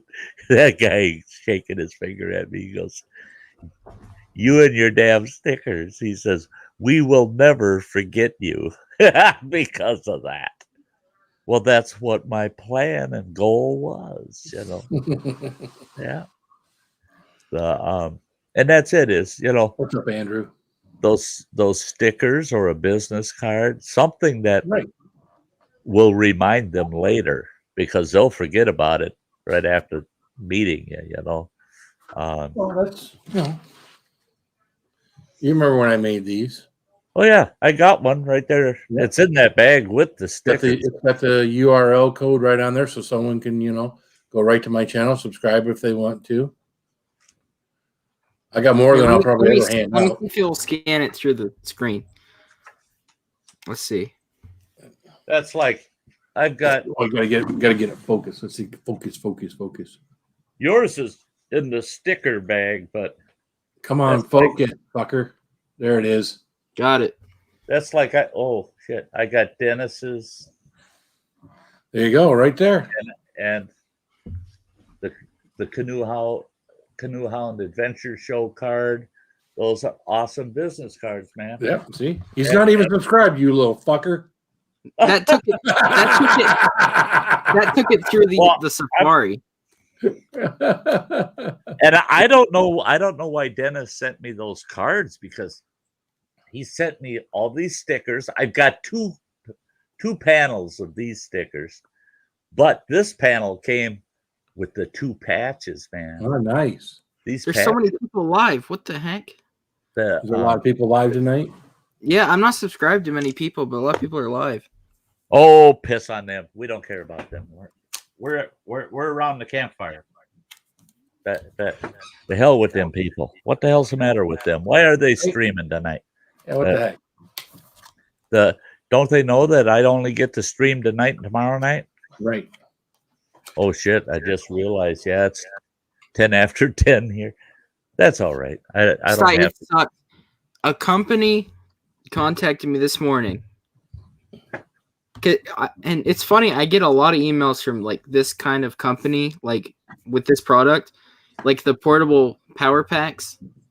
I don't know if you ever get any of those emails. They email a lot of people, but there was one today. No. And it sucks because they said they could send it the end of May. So it'd be after I'd leave. But there's 6 wall outlets on it. you carry it like a briefcase, like it has the handle, and you kind of pull it. It's got 6 of them, 10 USBs on the front of it, and you can use like power tools with it and whatnot. I think it was. Let me check. So I'm gonna build a box in the back of my truck, and I could just slip that thing into there if I'm like truck camping overnight, and then I can just run my stuff from that. But it sucks I wouldn't be able to use it this time. I'm gonna see how many amps it is, but it is 2096 watt capacity. Wait, hold up. Let me read it differently here. I'm not good with electric things, but What's up, RJ Timmers? man, that's confusing. John R. Timmers. John R, not RJ. John R. They've got this set up really confusing, but that's the thing. It's because I have a few of those like power packs, but I mean they're good, but only if you're gonna run it for like an hour or so, and then they start to really fade out. And a lot of them, like you have to use an adapter to use a wall outlet for it. So yeah, see, and that's why I stayed away from them. I know a few people that have them. They got these portable power supplies, and they use them. You just plug it into an outlet to recharge them. But those people, they're going, what the fuck? Because for $100, I buy a deep cycle 900 cranking amp deep cycle battery, and I can get a full week, 7+ days of running my CPAP machine and my laptop for hours each day off that one battery using a 400-watt inverter that I paid $40 for. So I've got 3 of those batteries, 21 days of my CPAP machine, 8 to 10 hours a day, plus my laptop for hours a day. And plus on top of that, my inverter has has 2 USB ports. Good night, Dennis. I charge my phone. I charge my GoPro batteries, all kinds of shit off of it, off of a $100 battery. And everybody goes, "Oh, that's not. Oh, Sty, you're so fucked up." That a lot of people just don't want to take the time to rig something up. But it's not. No, there's no rigging. Don't say rigging. There's no rigging. It's just a fucking battery with 2 clips. That's it.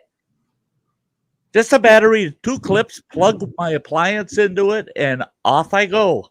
Well, that's all the power packs are. It's literally a battery in it. Well, depending, I mean, a lot of them, they don't even have a battery like that. But they're a shitty fucking battery.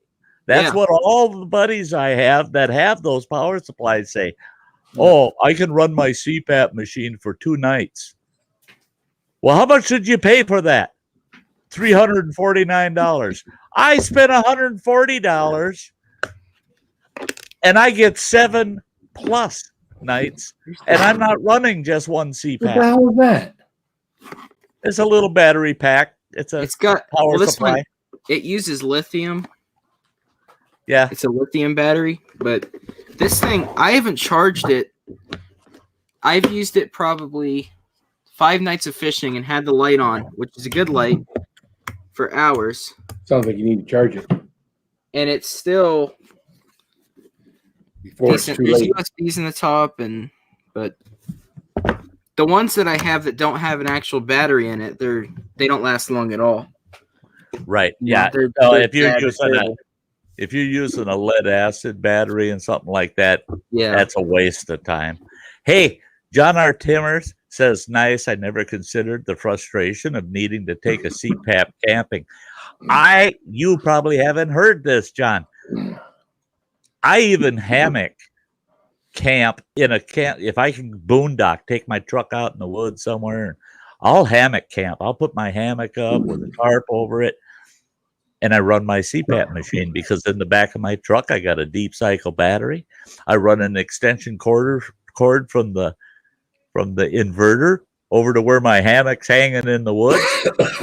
Set my CPAP machine on top of a piece of firewood or something just to keep it balanced underneath the hammock. Run the hose up in my hammock, put the mask on, and I got CPAP, and I'm sleeping in the hammock all night. Now, I did that out in camp last summer, and I wish the hell I would have had a GoPro set up in the campsite, and I could have yelled, GoPro, start recording, to catch these two people, this guy and a gal. I wake up. I spent the night in the hammock with my CPAP machine. I woke up and I'm hanging my legs over the edge of the hammock, and I had taken the mask off and laid it in the hammock. And I get out of the hammock and I see them and I go, hey, good morning. And they go, hey, good morning. And they're just and they're looking around me. And I thought, what the fuck? I walk over by them and I go, so how's it going? They said, hey, we got a question for you. What the hell is that machine and the hose going into your hammock for? I said, oh, that's a pump in case I piss the hammock in the middle of the night. The guy's wife believed me. She goes, I didn't know they had anything like that. I said, oh, yeah, you just lay it in the bottom of your hammock, and then if you pee yourself, it pumps it out. You don't have to, Was she blonde? I'm not saying. You get in trouble for saying that. Yeah, I know. I'm not saying.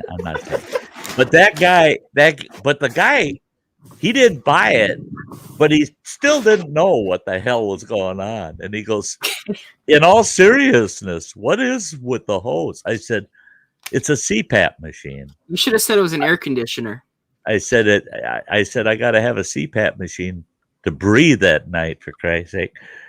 And he's like, what the hell have you got it plugged into? And I figure, she bought into the piss pump. I'm going to keep it going. I said, I got it plugged into a current bush over here. I said, and that's a good current bush. It's putting out 110 volts. Then he laughed.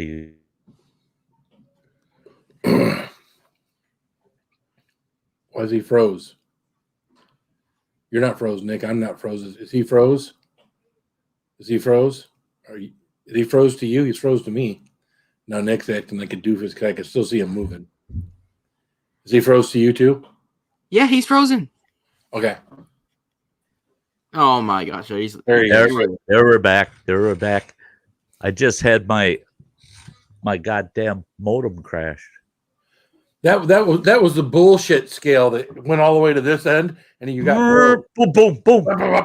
bullshit.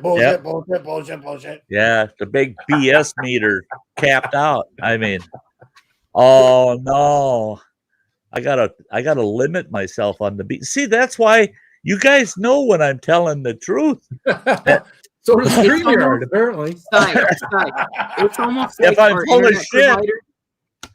It's almost like our internet provider started slowing down the internet even more. It's got even worse. It's down to 1/4 of a megabyte per second. And I think somehow they found out about Starlink and they're just messing with us now. Yeah, I think so. Yeah, my power bush, my current bush gave out. Was it actually like a current bush too? Hey, we're getting a lot of lag and jag and hey guys, we're gonna call it a night because I think my system's gonna be giving us shit. Okay. Usually, and it seems to be Thursday nights, if Spectrum decides they're gonna do a system, one of their update deals, then I end up with internet problems. Right now it's still lagging. Yeah. A little bit, yeah. Yeah. So hey guys, we're gonna wrap it up.